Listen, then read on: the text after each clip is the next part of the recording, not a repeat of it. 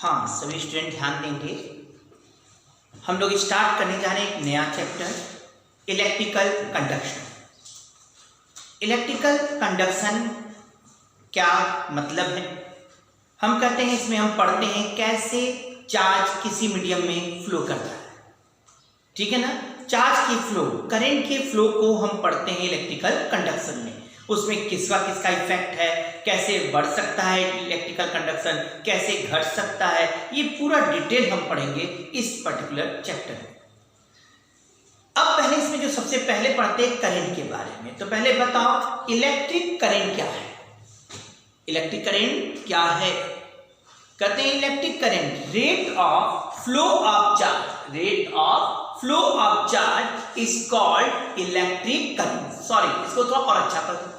Rate of flow of charge in particular direction, in particular direction is called the electric current.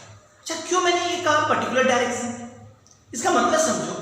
यदि कहीं कह दे कि भाई conductor है और उसमें इलेक्ट्रॉन इधर भी जा रहा है, इधर भी भाग रहा है, इधर भी भाग रहा है और रैंडम फ्लो कर रहा है, तो रैंडम फ्लो करा तो इसमें करंट फ्लो नहीं किया।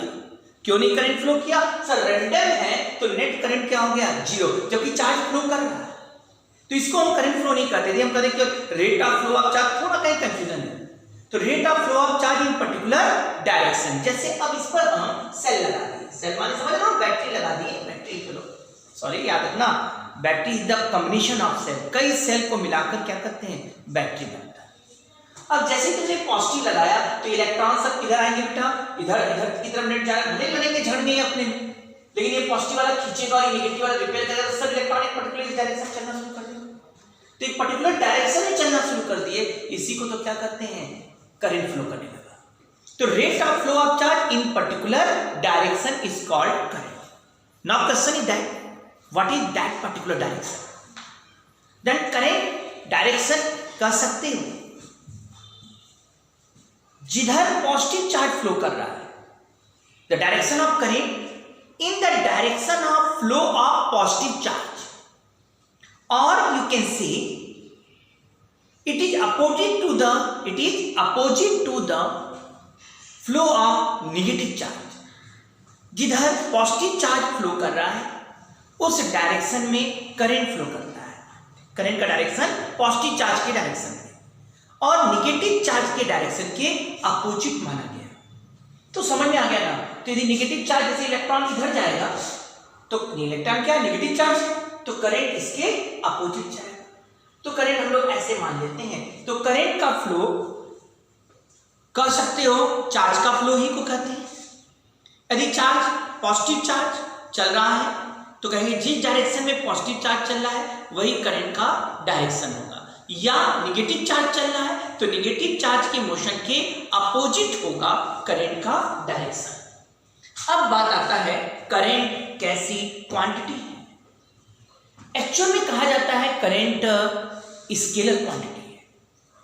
अब बात सर स्केलर कैसे? आप करंट का डायरेक्शन बता रहे हैं, करंट का डायरेक्शन बता रहे हैं, फिर भी आप कह रहे हैं करंट स्केलर क्वांटिटी। ऐसा बात हमने वेक्टर में भी किया। तो हमने कहा था देखो भाई नहीं, डायरेक्शन है भी है, मैग्नीट्यूड भी है, लेकिन ये कोई स्पेसिफाइड पर्टिकुलर डायरेक्शन नहीं। जैसे हम समझा रहे हैं ये कजा है, यदि आज दूसरे वर्ड में ऐसे कहना कि वेक्टर क्वांटिटी उनको कहते हो जिनका मैग्नीट्यूड भी हो, डायरेक्शन भी हो, and it should follow the vector addition law. Vector addition law means it should follow the triangle law, parallelogram law और पॉलीगन लॉ। लेकिन जो करंट का है वह ट्रायंगल लॉ या पैरेललोग्राम लॉ नहीं फॉलो कर रहा है। जैसे दो करंट इधर से आए 2 एम्पियर और इधर से आए 3 एम्पियर, तो इधर जाएगा कितना बेटा?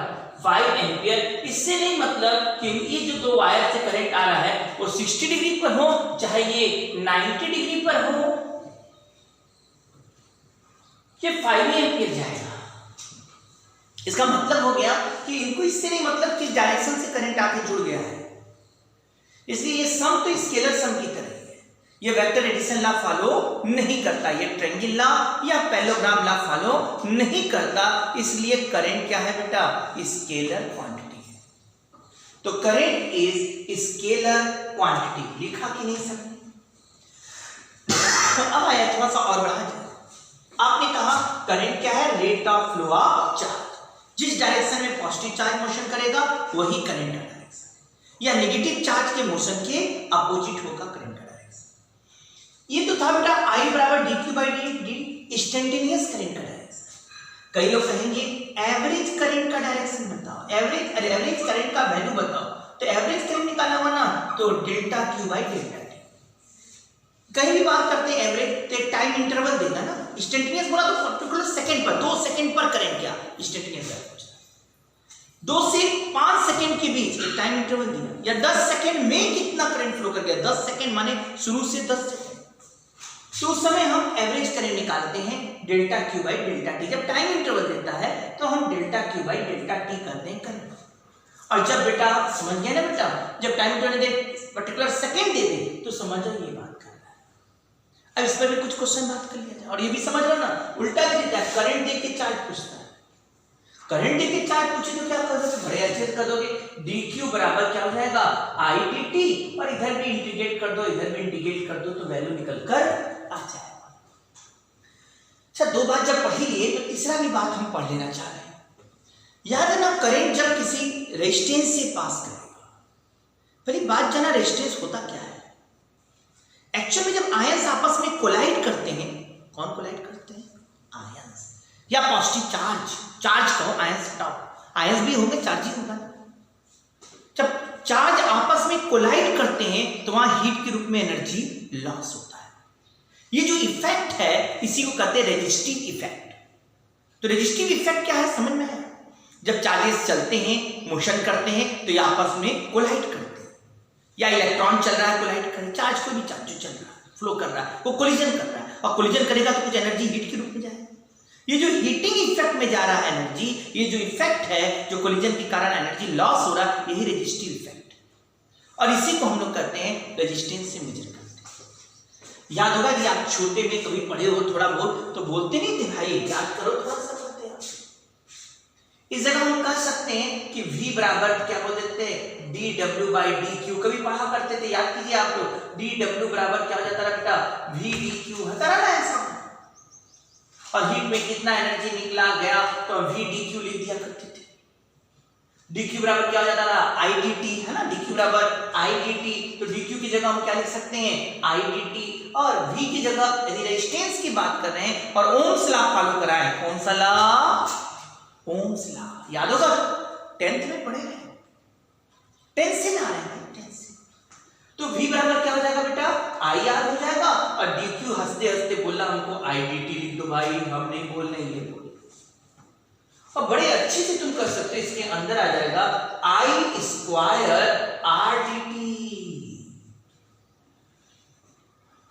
हाँ वो अलग बात है, अब जहां से जहां तक टाइम रहेगा वहां से वहां तक आप निकालो। ये हीट में जनरेट करता है, वर्क हुआ वो हीट में गया। तो हमको कहीं भी हीट निकालना होता है तो हम करते हैं integration of I square R dt कर दो, हीट जनरेट निकल कर आ जाएगा। टाइम इंटरवल जहां से जहां रखो, हाँ यहाँ I टाइम के फंक्शन में है, टाइम के फंक्शन में तो हमेशा इंटीग्रेट करके हीट निकालना, ठीक है ना। जब करंट कहीं भी पास करता, चार्ज चलता है तो आपस में कोलाइड करता है, कोलाइड करता है तो उसका हीट के रूप में एनर्जी लॉस होता है। ये जो इफेक्ट है इसी को रेजिस्टिव इफेक्ट कहते हैं। और इसी को मेजरमेंट करना है कितना हीट प्रोड्यूस हुआ, हमारा फॉर्मूला रहेगा I स्क्वायर R dt। याद होगा जब छोटे में आप क्वेश्चन लगाया करते थे उसमें करंट कांस्टेंट होता था। यदि करंट कांस्टेंट होगा तो इंटीग्रेशन के बाहर निकल जाएगा और आप चिल्लाते हुए कहते हो I कांस्टेंट बाहर आ गया, R तो कांस्टेंट है ही है, dt का t हो जाएगा I स्क्वायर R t। लेकिन यह तभी लगाना जब I कांस्टेंट हो। यदि I टाइम का फंक्शन है, क्या है I टाइम का फंक्शन है तो ध्यान देना यहां हमको I यदि टाइम का फंक्शन है तो हमें यहां पर इंटीग्रेट करके तब हीट निकालना पड़ेगा। I यदि टाइम का फंक्शन है, चार्ज निकालना है तो dq बराबर I dt लिखना। वहां I कांस्टेंट कहेगा तो एकदम हंसते हंसते कहेंगे q बराबर I t। लेकिन कब? जब I कांस्टेंट होगा तो,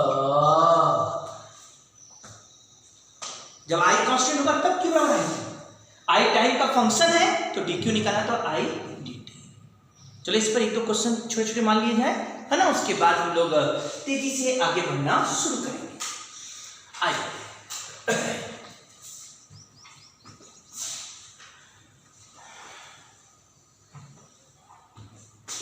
हम दे रहे जल्दी से काम करिएगा, लिखिएगा जरा।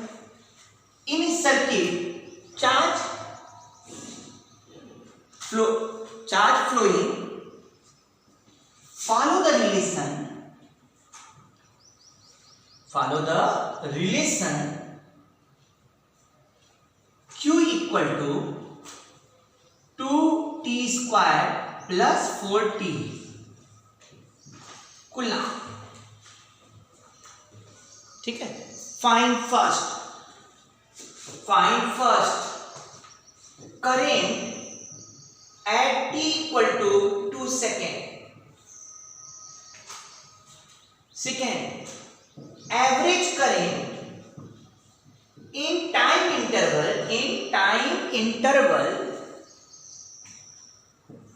0 to 2 second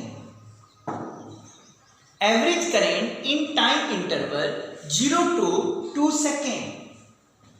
हाँ, एक बात, जितने लोग वीडियो देख रहे हैं वो पेन और कापी लेकर बैठेंगे और जिस समय हम क्वेश्चन दे रहे हैं उसमें पॉज कर दीजिए क्वेश्चन लेने के बाद और खुद से सॉल्व करके फिर प्ले कर लीजिए, है ना।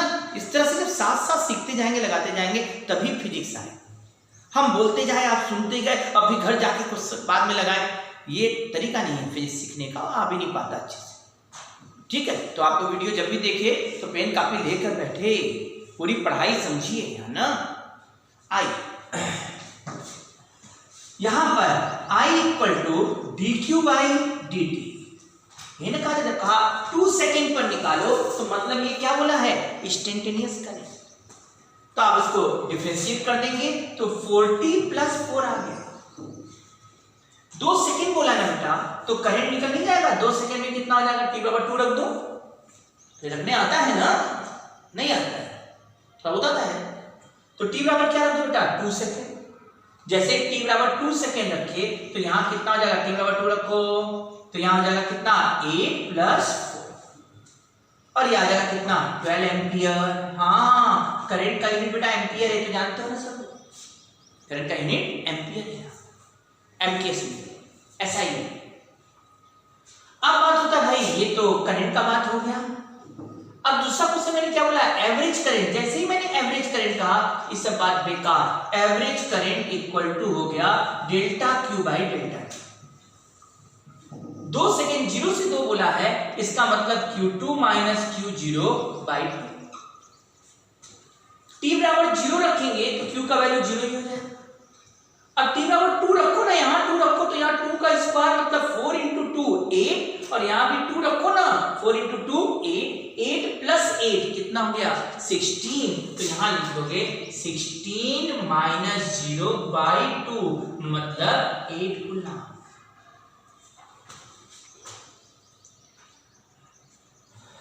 आया सब कुछ समझ, कुछ आया नहीं बेटा यहाँ तक। 8 कूलम नहीं बेटा, 8 एम्पियर ना, एम्पियर 8 एम्पियर। तो ये क्या है बेटा, एवरेज करंट आ गया 8 एम्पियर। क्या हमारे स्टूडेंट को कुछ समझ में आया? चलिए इसी तरह एक क्वेश्चन और लिखिए, जल्दी से लिखिए, तो हमारे स्टूडेंट तेज है ना, आप जल्दी से लिखिए।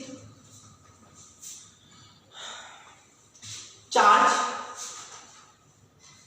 सॉरी एक minute, current flowing in the circuit is given by, current flowing in the circuit is given by I equal to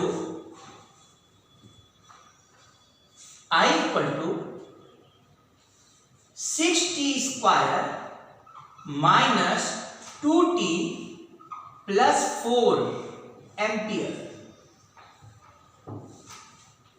I equal to 6t square minus 2t plus 4 ampere। Find how much charge flowing, find how much charge flowing through the circuit, find how much charge flowing through the circuit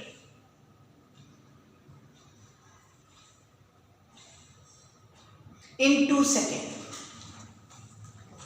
find how much charge flowing through the circuit in 2 seconds। आप लोग फिर pause करिए, solve करिए और फिर play करिए।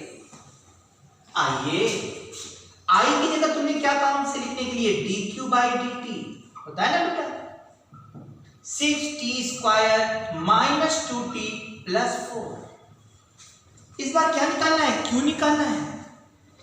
u इधर dq रह जाएगा, dt भाई साहब इधर चल जाएंगे और समझ रहे हो क्यों निकालने के लिए इंटीग्रेट करना पड़ेगा। यदि आप समझ रहे हैं तो dq का इंटीग्रेशन क्या आ जाएगा, q आ गया। यदि और तेजी से समझ रहे हैं आप लोग तो यहां लिख सकते हैं 6t² का इंटीग्रेट करो तो t पर पावर 3 बाई 3 हो गया, ये हो जाएगा 2t³ माइनस क्या माइनस 2t का होल स्क्वायर, माइनस 2t का होल स्क्वायर 2t t मतलब हो जाएगा t² बाई 2, t² बाई 2 माने क्या हो जाएगा यहाँ माइनस t² प्लस 4t है ना बेटा। और लिमिट कहां से कहां तक बोला, 0 से 2 सेकेंड, तो यहाँ लिमिट रख दो 0 से 2। मेरा काम तो खत्म, अब आपका काम शुरू। क्या कर पाएंगे कि नहीं, t बराबर पहले 2 रखो तो क्या आएगा यार 8 इंटू 2 आता है ना करने 16 माइनस 4 प्लस 2 रखते जाओ ना बेटा 8 और ये माइनस पूरा 0 हो जाएगा और लोअर लिमिट से कितना आया बेटा ये आपका ना 16 आता है ना, कितना होगा 16 प्लस 8 कितना हो गया 24, ये आ गया 20 कुछ ना। खेल खत्म। चलिए एक क्वेश्चन आया हुआ है आपके कंपटीशंस में और उसको हम देखते हैं जल्दी से इसी बेस पे लगा के खत्म करें। चले हाँ लिखिएगा लिखिएगा पहला charge flowing through the circuit, charge flowing through the circuit is given by q equal to 80 minus bt square, q equal to 80 minus bt square through resistance R, through resistance R. Find how much heat produced, find how much heat produced before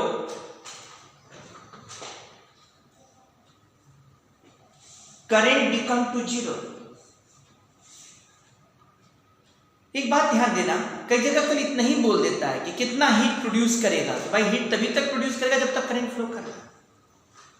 तो यही पूछा गया कि बताओ कितना heat produce होगा,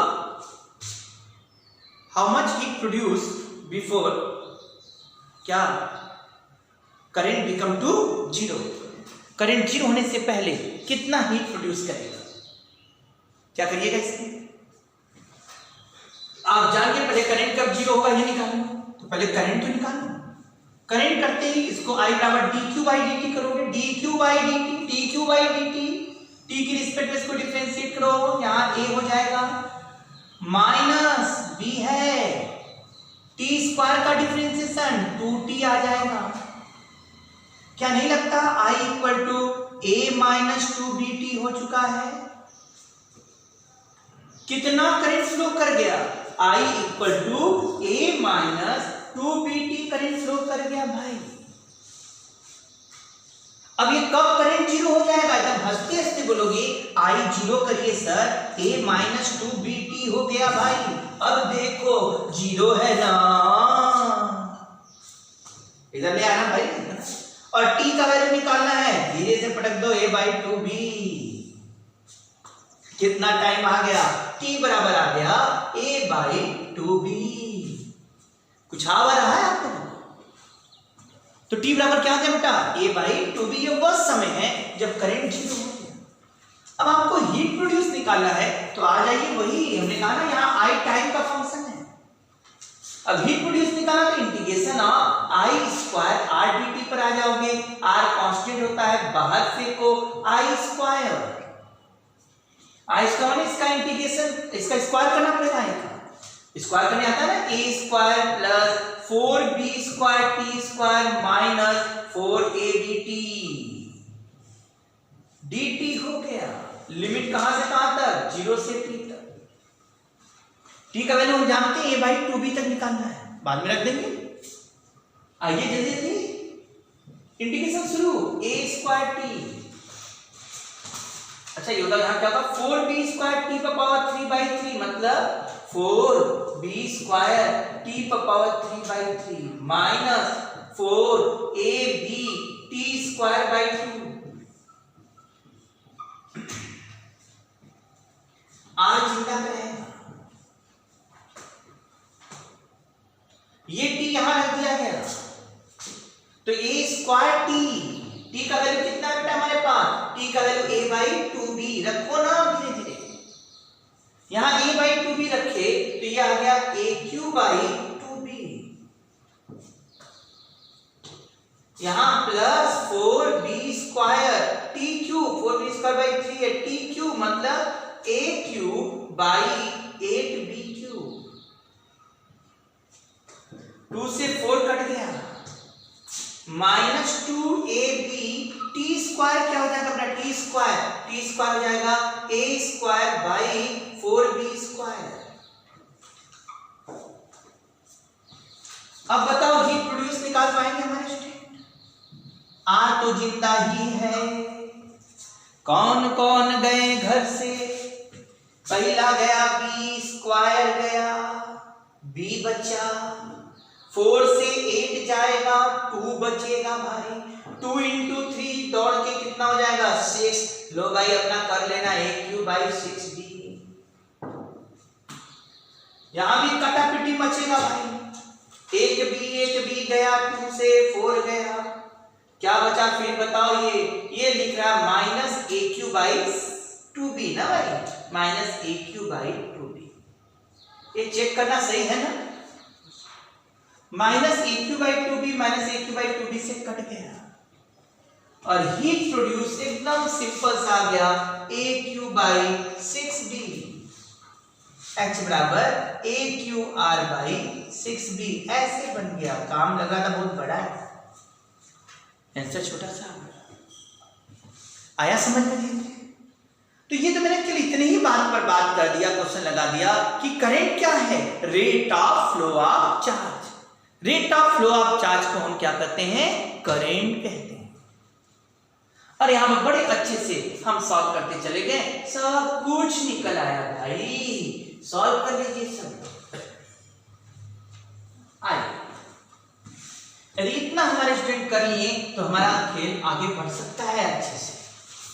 ये heat flow भी निकल गया, सब चीज हमने एक एक कर करके पूरा काम ही कंप्लीट कर दिया। हाँ, हर एक कुछ आया या आप लोगों को? भाई मेहनत करो और याद रखो जैसा भी कंडीशन है उस कंडीशन में लड़ना सीखो और अपने आप को तुरंत समय के हिसाब से चेंज करना जरूरी है, ठीक है? और तुरंत उस हिसाब से जो अडॉप्ट कर लिया और उस चीज का फायदा, जैसे इसमें खूब फायदा उठाओ, खूब रिवाइज करो, मिल गया एग्जाम बढ़ गया है तो बेहतर कर उसका फायदा उठाओ, ठीक है? आइए अब हम लोग अपनी जगह पर लौट आए। क्या हमारे स्टूडेंट को इतना समझ में आ गया सब करंट? अब बात है कि कैसे कैसे किसमें करंट फ्लो होगा। जैसे हम कहते हैं सोल्यूशन में, तो सोल्यूशन में याद होगा पॉजिटिव आयन नेगेटिव आयन दोनों होते हैं। सोल्यूशन में कैसे करंट फ्लो करता है भूल जाओगे तुम लोग, इलेक्ट्रोलाइसिस नाम का एक चैप्टर केमिस्ट्री में पढ़ा था।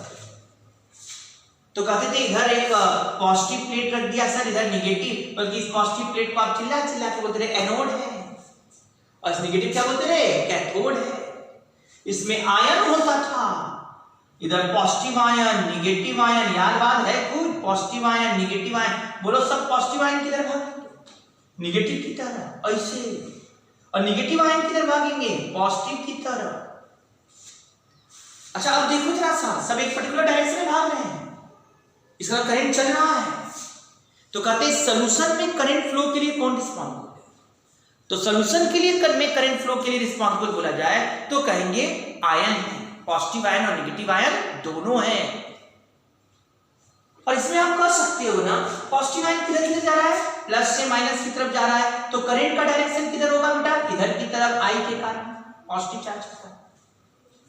नेगेटिव चार्ज अपोजिट जा रहा है, लेकिन आपको याद है करंट का डायरेक्शन नेगेटिव चार्ज के मोशन के अपोजिट, तो करंट का डायरेक्शन इसके कारण भी इधर आएगा, मतलब दोनों का करंट भले दोनों जा रहे हैं अपोजिट, लेकिन दोनों के कारण जो करंट आ रहा है उसका वैल्यू सेम है। यदि हमसे कोई कहे I लिखो तो I equal to I plus plus I minus हो जाएगा। पॉजिटिव चार्ज का भी करंट लिखेंगे और नेगेटिव चार्ज का भी करंट रखेंगे तो I का टोटल वैल्यू आ जाएगा I plus plus I minus. कुछ आया कि नहीं आपको समझ? ये तो था करंट भाई साहब की बात। मतलब जब भी सॉल्यूशन में करंट फ्लो करेगा वो किसके कारण फ्लो करेगा बेटा, वो फ्लो करता है आयंस के कारण। अब बेटा कई जगह ऐसे करता है कि कैथोड रेस चल रहा है, अरे कैथोड रेस चल रहा है मतलब क्या हुआ, इलेक्ट्रॉन में चल रहा है। कैथोड रेस माने क्या, इलेक्ट्रॉन बीम चल रहा है। और इलेक्ट्रॉन इधर चल रहा होगा, मतलब हम कहते हैं मान लो यहाँ राइट से लेफ्ट जा रहा है तो करंट क्या होगा, उसके अपोजिट चलेगा। अब कहते हैं भाई ये तो था भाई, कहीं भी तुम्हें निकालना होगा I सॉल्यूशन के कारण, तो I प्लस और I माइनस जोड़ दोगे, और यदि वो दोनों और चलेंगे तो अपोजिट ही चलेंगे, प्लस इधर चलेगा तो माइनस इधर चलेगा। अच्छा एक बात और हमें समझ में आता है, ये तो इसका हुआ, मैंने कहा कैथोड रेस चल रहा है कह दे तो समझा कैथोड रेस तो इलेक्ट्रॉन चल रहा है, वो भी तो करंट ही फ्लो कर रहा है। और उस केस में भी I निकालना होगा तो कहोगे dq बाई dt, और यहाँ पर आप dq जो होगा या आप I बराबर q बाई टी मान सकते हो, और q बाई टी मतलब n by T. n by T क्या है, कह देना भाई इलेक्ट्रॉन जाकर अटैक कर रहा है एनोड पर, है ना, पॉजिटिव प्लेट पर, और इतना इलेक्ट्रॉन पर सेकेंड अटैक किया, इतना इलेक्ट्रॉन पर सेकेंड मैंने n बाई टी दे दिया, उसमें e से मल्टीप्लाई कर दो, करंट निकल कर आ जाता है ना। कैथोड ट्यूब है कोई या गैस डिस्चार्ज ट्यूब है और उसमें कैथोड रेस निकल रहा है और वो जाकर एनोड पर इतना इलेक्ट्रॉन पर सेकेंड स्ट्राइक किया, तो n बाई टी दिया ना, e से मल्टीप्लाई कर दो, उसमें फ्लो होने वाला करंट निकल कर आ जाएगा। तो मैंने ये कहा सॉल्यूशन में करंट चलता है पॉजिटिव और नेगेटिव आयन के कारण, दोनों अपोजिट चल रहे हैं, लेकिन जब करंट करोगे तो दोनों का करंट जुड़ जाएगा, तो करंट का डायरेक्शन दोनों के कारण सेम है। कैथोड रे में चल रहा है तो करंट हम कहते हैं भाई उसमें कैथोड रे माने इलेक्ट्रॉन चल रहा है। और इसी तरह कंडक्टर में बात करो, किसमें बात करो, कंडक्टर जो हम लोग को पढ़ना है इस चैप्टर में, वो कंडक्टर में ही करंट में पढ़ना है। लेकिन वहां तक आने से पहले हम दो चार क्वेश्चन पीटते हुए धीरे धीरे पहुंच रहे हैं।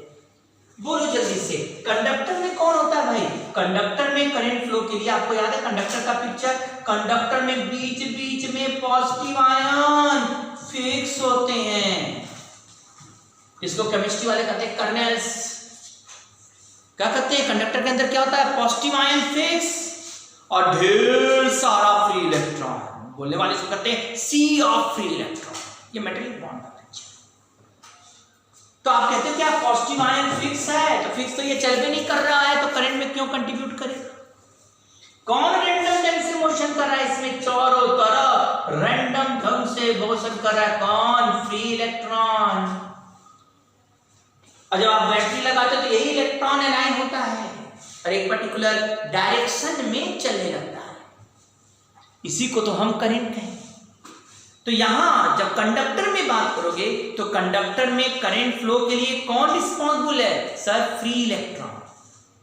कौन electron, free electron current flow के लिए रिस्पॉन्सिबल है। किसमें बोल रहे हैं, कंडक्टर। चलिए थोड़ा सा क्वेश्चन लगाया जाए और आगे हम लोग बढ़ा जाए। थोड़ा सा आपसे बोल दो, सबसे कुछ क्वेश्चन हम सॉल्यूशन में लगा लेते हैं, है ना, फिर आगे बढ़ते हैं तो अच्छा लगेगा। सॉल्यूशन में क्या करेंगे बेटा, I प्लस भी निकालेंगे और I माइनस भी निकालेंगे। वैसे इसका एक पार्ट है जो इलेक्ट्रोकेमिस्ट्री में, जैसे हमसे कभी कभी बोल देता है क्वेश्चन में कि भाई इलेक्ट्रोलाइसिस हो रहा है, तो इलेक्ट्रोलाइसिस में क्या हुआ, कैथोड एनोड, और कहा कि यहां पर इतना मास डिपॉजिट हो गया। वैसे ये एक्चुअल में क्वेश्चन जो जा रहा है वो हम बार बार बोल रहे हैं कि जा रहा है इलेक्ट्रोकेमिस्ट्री, लेकिन आप जान लीजिए हम लोग फिजिक्स में पहले था, अब धीरे धीरे इसमें कम बातें क्वेश्चन आती हैं, पुराने बुक्स में भी पढ़े पहले था जाता। तो हम केवल इसको हल्का सा इंट्रोड्यूस करते हुए आगे बढ़ जाएंगे। तो जब सोल्यूशन में चार्ज फ्लो करता है तो हम देखते हैं कि इलेक्ट्रोड पर कितना मास कलेक्ट हुआ, है ना, कितने सेकंड में कितना मास कलेक्ट हुआ, क्योंकि हमें निकालना क्या है, rate of flow of charge. Sir mass कैसे आएगा, आइए समझिए, थोड़ा सा फॉर्मूला डिराइव कर देते हैं ना, केमिस्ट्री में डायरेक्ट पढ़ेंगे तो यहाँ हम थोड़ा सा समझा देते हैं। तो हम कहेंगे कि आपको यदि कहा कि t समय में यह मास कलेक्ट हुआ, t समय में यह मास कलेक्ट हुआ, तो भाई मास मिल गया यदि, तो क्या हम चार्ज नहीं निकाल सकते? कैसे? मास में आप डिवाइड कर दीजिए एटॉमिक वेट से। किससे डिवाइड कर दीजिए? एटॉमिक वेट से। अब मास इन ग्राम होना चाहिए भाई, यह किसमें होना चाहिए? ग्राम में। पढ़े होंगे इसको क्या कहेंगे? मोल। मोल बोल रहे हैं, मोल, समझ रहे हैं ना? मास इन ग्राम बाय एटॉमिक वेट कर दो, मोल आ गया। अच्छा ये मोल आ गया भाई, हमें तो चार्ज निकालना है, मोल आ गया। और इसमें किससे मल्टीप्लाई कर दो बेटा? आप गाइड्रो नंबर से। सर नंबर आ गया, कितने आयन कलेक्ट हुआ उसका नंबर आ गया। और देख लो एक आयन पर कितना चार्ज है, जैसे हम नहीं कहते एल्युमिनियम आयन कलेक्ट हुआ, सर एक एल्युमिनियम पर कितना चार्ज है? +3। नहीं होता है ना? तो इसमें हमको क्या करना पड़ेगा सर? चार्ज कितना हो गया? +3। याद है 3 इसका वैलेंसी भी करते हैं, इसलिए हम कहते हैं किसी एक आयन पर चार्ज। ये क्या आया बेटा? ये क्या आया? m/a इंटू यानी क्या आया? ये मोल आया, ये नंबर हो गया। और इसमें किससे मल्टीप्लाई कर दिए? वैलेंसी इंटू ई। नहीं समझे? वैलेंसी इंटू ई कर दिया तो चार्ज हो गया। चार्ज क्या हुआ? देखो ना 3 तो यहाँ 3 क्या हो गया? वैलेंसी इंटू ई कर दिया। कुछ आता वाता है? ये सब पढ़े थे कि नहीं? सब पढ़ा हुआ है। और ये क्या हो गया बेटा? चार्ज हो गया जो t समय में कलेक्ट हुआ। अगर तुम समझदार हो तो शायद केमिस्ट्री में पढ़े होगे एटॉमिक वेट ये है और ये वैलेंसी है, तो atomic weight by valency, atomic weight by valency, इसी को कहते हैं इक्विवेलेंट वेट।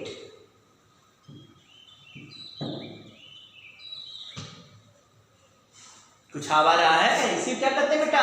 Equivalent weight. हाँ, तो हमें और आगे बढ़ना पड़ेगा लग रहा है। इसको क्या कहते हैं बेटा? इक्विवेलेंट वेट हो गया ये सब पढ़े थे कि नहीं? आप लोग पढ़े थे ना? और ये देखो Na इंटू ई, Na इंटू ई आप लोग कभी पढ़े हो? Na है बेटा क्या बेटा? मोल, और ई से मल्टीप्लाई कर दीजिए तो ये हो जाएगा Na इंटू ई, मतलब ये एक फैराडे नंबर। एक मोल इलेक्ट्रॉन के चार्ज को फैराडे नंबर कहते हैं, और इसका वैल्यू अप्रॉक्स में, एग्जैक्ट तो नहीं है, अप्रॉक्स में से लहर बना दी है ना, अप्रॉक्स 96500 कूलम। तो यहां Na दिखाई दे रहा है क्या? Na क्या हो गया? एक फेरेड चार्ज। एक मोल इलेक्ट्रॉन के चार्ज को एक फेरेड चार्ज कहते हैं, और इसका वैल्यू 96 क्या लिखे हैं बता दीजिए? 96500 96,500 कूलम। ये एक मोल इलेक्ट्रॉन निकाल लेना ना, 1.6 सेंटीमीटर 19 एग्जैक्ट भी आ सकता है, और इसीलिए जब हम अपने क्वेश्चन में ये रखेंगे तो एग्जैक्ट आंसर नहीं आएगा। एग्जैक्ट रखना तो भाई 1 पॉइंट रखो ना यहाँ पर, Na का वैल्यू 6.023 into 10⁻23 है ना, फिर E का वैल्यू तुम रख लो भाई वहां पर 1.6 सॉल्व कर लो, निकल आएगा ये करीब करीब ऐसे एक फैरेड। अब यहाँ कई लोग ऐसा भी बोलते भाई m/e क्या हो गया? Gram equivalent. क्या हो गया? जैसे पढ़े थे ना ग्राम मालिक्यूल, तो ग्राम मालिक्यूल को मोल कहते हैं, तो ग्राम बाई मालिक्यूलर वेट, तो ग्राम मालिक्यूल। उसी तरह ग्राम मतलब मास ग्राम में हो और इक्विवेलेंट वेट हो जाए तो इसको कहते हैं ग्राम बाई इक्विवेलेंट वेट। क्या हो गया बेटा? समझ में आ रहा ना? ग्राम इक्विवेलेंट पढ़े होगे आप लोग, तो 11th में टॉपिक होगा, नॉर्मेलिटी खूब पढ़ते हो तो वहां ग्राम इक्विवेलेंट का बात आता है बेटा, ध्यान देना। यानी पढ़े हैं कि नहीं आप? हाँ, तो यहाँ क्या बेटा? m/e क्या हो गया? ग्राम इक्विवेलेंट या मास। बल्कि कई लोग ऐसे याद करते हैं कि कहीं भी क्वेश्चन केमिस्ट्री वाले ऐसे लगाते हैं कि ग्राम इक्विवेलेंट निकाल लो, हम चार्ज बता देंगे, इतना मास दिया है तो मास बाई इक्विवेलेंट वेट के तो ग्राम इक्विवेलेंट आ गया, और 1 ग्राम इक्विवेलेंट पर चार्ज कितना है? 1 फैराडे। अब 2 ग्राम इक्विवेलेंट होगा तो क्या होगा? 2 फैराडे चार्ज। तो कुछ लोग ऐसे याद कराते हैं 1 ग्राम इक्विवेलेंट आयन का चार्ज 1 फैराडे के बराबर होता है। तो भाई जितना ये कह सकता है चार्ज निकालना है तो बड़े आराम से क्या लिख सकते हैं? Gram equivalent into Faraday. 1 gram equivalent का चार्ज 1 फेरेड के बराबर। तो कहीं भी क्वेश्चन लगाना होगा केमिस्ट्री में ही अब आता है, अब फिजिक्स में हट गया धीरे धीरे। तो ग्राम इक्विवेलेंट दिया है, निकाल लीजिएगा, ग्राम इक्विवेलेंट निकाल लीजिएगा और ग्राम इक्विवेलेंट निकाल कर आप F से मल्टीप्लाई कर दीजिए, चार्ज निकल जाएगा। 1 ग्राम इक्विवेलेंट का चार्ज 1 फेराडे के बराबर है। थोड़ा थ्योरी हमको पूरा कंप्लीट करना पड़ रहा है। 1 ग्राम इक्विवेलेंट का चार्ज 1 फेराड के बराबर है, जो 96500 कूलम है। अब 2 ग्राम इक्विवेलेंट निकाल के रखो। अब इसी को कोई लोग क्या किए भाई, इसको इधर फेंक दिए, तो यम बराबर क्या लिखा गया जानते हो, equivalent weight by F into Q। और E बाय F को ही कह दिया गया Z इनटू Q। ये इलेक्ट्रोलाइसिस में बाद में आप लोग पढ़ेंगे जब केमिस्ट्री में, तो ये फेराडे फर्स्ट लॉ है। क्या है? फेराडे फर्स्ट लॉ, इलेक्ट्रोलाइसिस का। इलेक्ट्रोलाइसिस का बात कर रहा है। यम बराबर Z क्या है? Z बराबर E by F, E equivalent weight, F Faraday number, याद होगा जो 9650 E बाय F, इसको कहते हैं ECE, इलेक्ट्रोकेमिकल इक्विवेलेंट। क्या कहते हैं? Electrochemical equivalent. इसको Z से दिखाते हैं, और Z मतलब कभी ना देते E और F दे तो E बाय F करते हैं। तो यम बराबर ZQ, और बल्कि बोलते इतना करंट इतने समय में फ्लो करता है, तो लिखने वाले देते हैं यम बराबर ZIT, Q की जगह IT, यदि I का कांस्टेंट है तो Q की जगह IT, यम बराबर ZIT। कुछ भी आया, सब पढ़े थे कि नहीं? कहो सब पढ़ा हुआ है। कहो चलिए अब आगे बढ़ो, लिख डालो सर। तो ये भी बात है, कहीं क्वेश्चन में दे दे, बस मास दे दे, कितना मास कलेक्ट हुआ, कितना करंट इतने समय में इतना मास कलेक्ट हुआ, तो यहां दे दिया, टी दे दिया, तो जेड आई निकालो। अब कहोगे जेड कैसे आएगा, तो ई बाई एफ कर दोगे। कहोगे ई कैसे आएगा, और ई निकालने के लिए एटॉमिक इक्विवेलेंट वेट ना, एटॉमिक वेट बाई वैलेंसी, जो आयन पर वैलेंसी, जैसे सल्फेट आयन का दिया तो SO4 माइनस माइनस 2 वैलेंसी, 2 से डिवाइड कर दो। इक्विवेलेंट वेट निकालने के लिए एटॉमिक वेट या मॉलिक्यूलर वेट बाई वैलेंसी का। कुछ आ रहा है, इक्विवेलेंट वेट याद है ना सब लोग को, मॉलिक्यूलर वेट बाई वैलेंसी मारो ना, बहुत हो गया। ये हम बराबर जेड, या इससे भी कर सकते हो, ग्राम इक्विवेलेंट निकाल लो और कह दो भाई इतना ग्राम इक्विवेलेंट है, 1 ग्राम इक्विवेलेंट का चार्ज याद है ना सब लोग, क्या होता है कहा गया, 1 ग्राम इक्विवेलेंट का चार्ज कितना है, 1 फेराडे, तो जितना ग्राम इक्विवेलेंट निकाल लो चार्ज आ जाएगा। ग्राम इक्विवेलेंट निकालने के लिए mass by equivalent weight, equivalent weight कैसे आ जाएगा, एटॉमिक वेट बाई वैलेंसी। और नहीं तो पूरा मेथड से करो जैसे बताएं, मास से मोल निकाल लो, मोल से में Na का मल्टीप्लाई कर दो, बड़ा हो जाएगा, वो थोड़ा कैलकुलेशन कम हो जाएगा ना, फेराडे में आ जाएगा, तो अप्रॉक्स आंसर आएगा, एग्जैक्ट नहीं आएगा। 9650 रखने, 9650 रखने को फेराडे का है। हाँ तो उधर से भी होता है, पूरा मेथड से कहो तो ऐसे कहो, मास से पहले मोल निकालो, मोल में Na का मल्टीप्लाई करो तो क्या आ जाएगा, नंबर आ जाएगा। अब देख लो 1 पर कितना चार्ज है आयन पर, उस चार्ज का मल्टीप्लाई करो, है ना, E/V, तब जाके निकल कर आ जाएगा क्या, समझ में आया कि नहीं, क्या मिल पाएगा, ये सब आ जाएगा, चार्ज निकल कर आ जाएगा तब। तो ये था एक पूरा बात, हमने बात किया, सॉल्यूशन था एक क्वेश्चन की, ठीक है ना।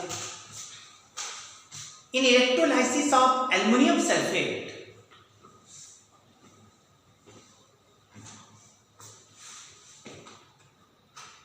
In electrolysis of aluminium sulphate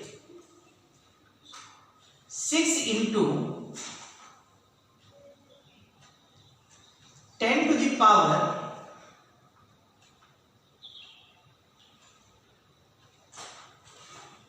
16 10 power 16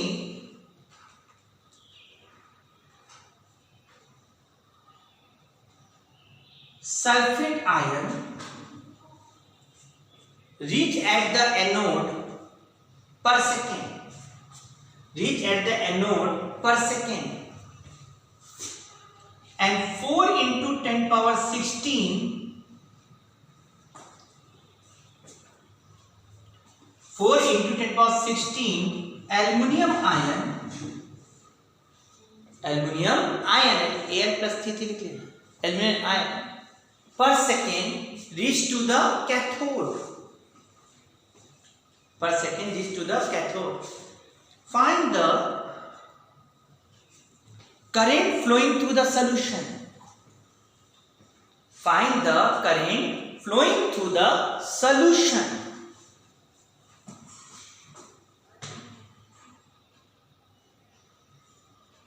Find the current flowing through the solution.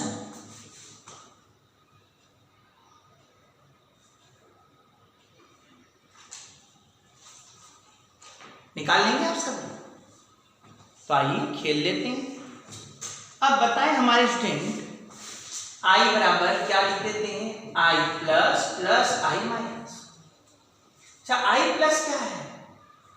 इतना सल्फेट आयन पर सेकेंड पहुंच रहा है, अतः पर सेकेंड में जितना चार्ज फ्लो करता है वही तो हम कहेंगे करेंट। ये इधर जा रहा है, ये इधर जा रहा है, भले अपोजिट जा रहे हैं, लेकिन करंट तो सेम माना जाएगा ना। जिधर पॉजिटिव चार्ज चल रहा है उस डायरेक्शन में और जिधर नेगेटिव चल रहा है उसके अपोजिट। इसको कैसे कर लेंगे बेटा? इतना पर सेकेंड सल्फेट आयन पहुंचा तो आप कहोगे 6 × 10⁻16 सल्फेट आयन है और इस एक सल्फेट पर चार्ज कितना है? 2e, तो इंटू 2e कर दें तो टोटल चार्ज नहीं आ जाएगा पर सेकेंड। बस ये क्या आ गया बेटा? ये हमको I माइनस दिखाई दे रहा है और इधर I प्लस कर दो तो I प्लस क्या बोला? 4 × 10⁻16 और एल्युमिनियम का चार्ज कितना है? 3। यहाँ लिखेंगे 3 × 1.6 × 10⁻−19। ये एम्पियर आएगा बेटा, पर सेकेंड है ना। अब सॉल्व कर सकते हो आप? एकदम क्या हो गया भाई? नहीं आएगा? अरे 66 96 और 96 का डबल कर दो। 96 का डबल कितना हो जाएगा? 96 का डबल आता है करने 192 यहाँ 19.2 हो जाएगा और ये बेचारा यहाँ हो जाएगा इंटू 10⁻−3 या 19.2 मिली एम्पियर। और I प्लस कितना आएगा? देखोगे तो ना। अरे ये भी वही आएगा, देखो ना, यहाँ भी देखो ना, यहाँ कितना हो जाएगा? 16 कैसे कर दे पहले बताओ, इसका पहले इसी का कर दे। 16 3 जा 48 और 48 4 जा, आप करके देखिएगा तो 19.2 इंटू 10⁻−3 एम्पियर या 19.2 मिली एम्पियर। अब दोनों जोड़ देना होगा। 19.2 प्लस 19.2 कितना हुआ? 19.2 तो हमें लगा इधर 0.4 और इधर 8। ये सही है ना? बोलो 38.4 मिली एम्पियर। तो सॉल्यूशन में करंट किसके कारण फ्लो करता है? सॉल्यूशन में जो करंट फ्लो करता है वो करते हैं पॉजिटिव और नेगेटिव दोनों आयन के कारण सॉल्यूशन में करंट फ्लो कर रहा है। नोट करिए जल्दी जल्दी। तो ये तो था सॉल्यूशन में पॉजिटिव नेगेटिव दोनों। अब हम लोग को मेन चीज पर पढ़ना है, वहां हम आ गए हैं, और वो है कि भाई कंडक्टर में कैसे करंट फ्लो करता है। कंडक्टर में कैसे करंट फ्लो करता है, हम वहां पर आते हैं। याद है ना, हम कंडक्टर की बात किए थे। आइए अब जरा कंडक्टर के अंदर घूमने चला जाए। कंडक्टर में करंट फ्लो के लिए कौन रिस्पांसिबल है? Free electron. अब बताएं हमारे स्टूडेंट्स, कुछ याद वाद रहता होता है आप लोगों को कि नहीं रहता है? हाँ, आइए अब हम बात करते हैं कंडक्टर का पूरा बात। ये कंडक्टर के अंदर जगह जगह पॉजिटिव, कंडक्टर के अंदर जगह जगह पॉजिटिव आयन। कौन सा आयन? पॉजिटिव आयन फिक्स है ना, और ढेर सारा free electron, sea of free electron motion करते हैं। और सर ये जो फ्री इलेक्ट्रॉन मोशन करते हैं वो रैंडमली इधर उधर जिग जैग पाथ फॉलो करते हैं। मान लीजिए इसका वेलोसिटी u1, इसका u2 या u3 u4 कहते जब रैंडमली मोशन होता है तो उनके सभी वेलोसिटी का सम निकालोगे, u1 plus u2 plus u3 and so on. ये अंत तक पूरा कर दो, ये 0 होगा। क्योंकि कोई लेफ्ट जा रहा है, कोई राइट जा रहा है, कोई अप जा रहा है, कोई डाउन जा रहा है, कोई इधर जा रहा है, कोई उधर जा रहा है। लेकिन जो रैंडम मोशन जब होता है तो हम मानते हैं थर्मल के हिसाब से कि ये एकदम गैस की तरह, इसको कहते हैं free electron gas model. Free electron gas model बोलते हैं। जैसे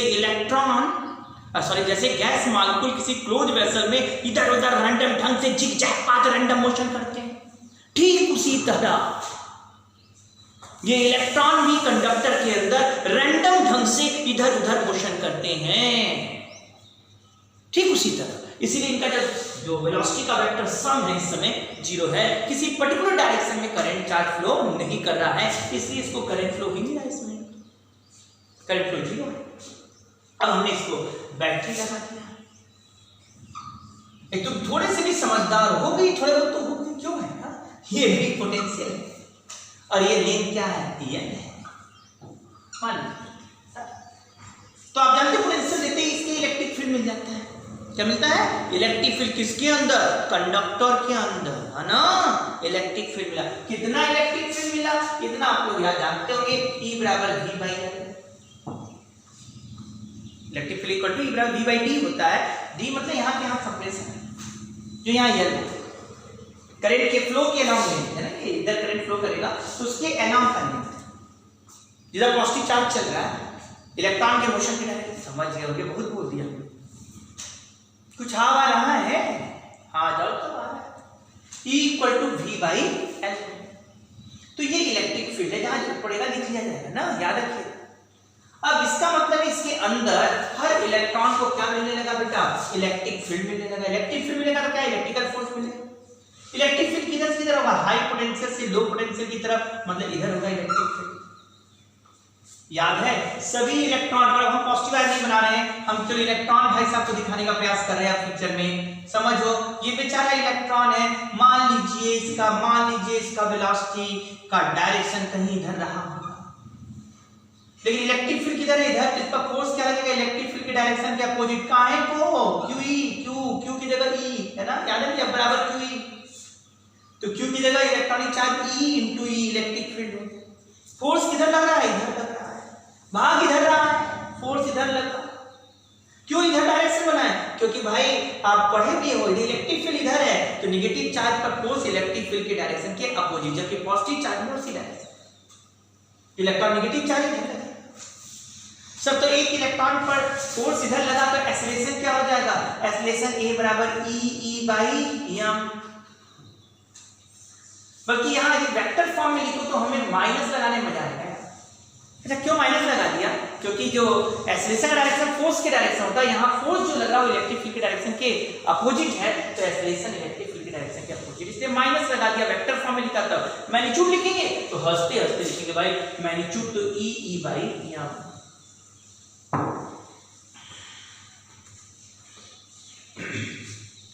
ध्यान देंगे, थ्योरेटिकल चैप्टर है, खूब फॉर्मूले का बौछार होगा एक चैप्टर का, लेकिन आज पहले हम कंसेप्ट पूरा कंप्लीट करते रहेंगे, थोड़ा थोड़ा धीरे बढ़ रहे, घबराइएगा नहीं।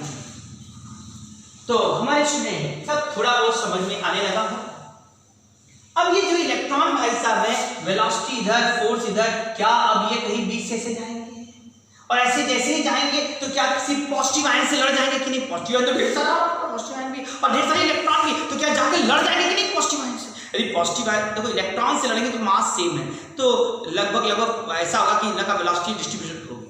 लेकिन जब लड़ेंगे पॉजिटिव आयन से तो बहुत ज्यादा एनर्जी लॉस होगा। इसलिए बेचारा इलेक्ट्रॉन जानते हो रैंडमली स्पीड बहुत ज्यादा होता है इसका ना, 10⁻³ 10⁻⁴ मीटर पर सेकंड, इतना तेज भागता है ऑर्डर। तो सभी अंदर लोग तेजी से भाग रहे जाके पॉजिटिव आयन से लड़ रहे, पॉजिटिव आयन से लड़के अपना वेलोसिटी लॉस कर बेचारे की स्थिति। इनके अंदर सब बेचारे रैंडम मोशन थे। अब हम करें किसी का वेलोसिटी इधर है तो किसी इलेक्ट्रॉन भाई साहब का वेलोसिटी इधर भी रहा होगा, उसको इधर में आते इधर भागा, लेकिन नेट जो इधर जा रहा है इधर की तरफ ही नेट जाएगा, और इधर की तरफ सॉरी इधर तरफ नेट जाएगा। अभी क्या है, इधर लगा है फोर्स तो इधर वेलोसिटी इधर कहीं जा रहा है, इसका ऐसे निकलने के प्रयास।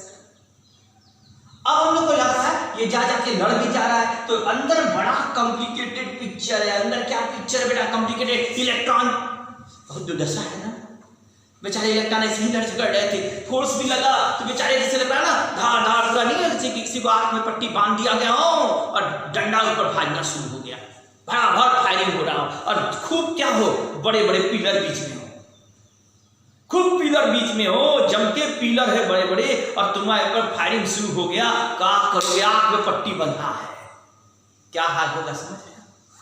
गए भाड़ लड़ गए, कभी दीवार से लड़े, कभी आदमी आदमी से लड़ा, सब दौड़ रहे हैं, लड़ धड़, भाई बेचारा का हाल ऐसे ही है कुछ। ये सब इलेक्ट्रॉन, कहीं इलेक्ट्रॉन इलेक्ट्रॉन कोलिजन हो रहा है, कहीं इलेक्ट्रॉन पॉजिटिव आयन से कोलिजन कर रहा है। हाँ, जहां इलेक्ट्रॉन पॉजिटिव आयन से कोलिजन होगा वहां एनर्जी सबसे ज्यादा हीट के रूप में लॉस होगा, और इधर की तरफ चल तो रहे हैं लेकिन बड़ा लड़ झगड़ के चल रहे हैं, तो ऐसा गंदा सा पिक्चर बन जाता है, बड़ा कॉम्प्लिकेटेड सा पिक्चर मिलता है।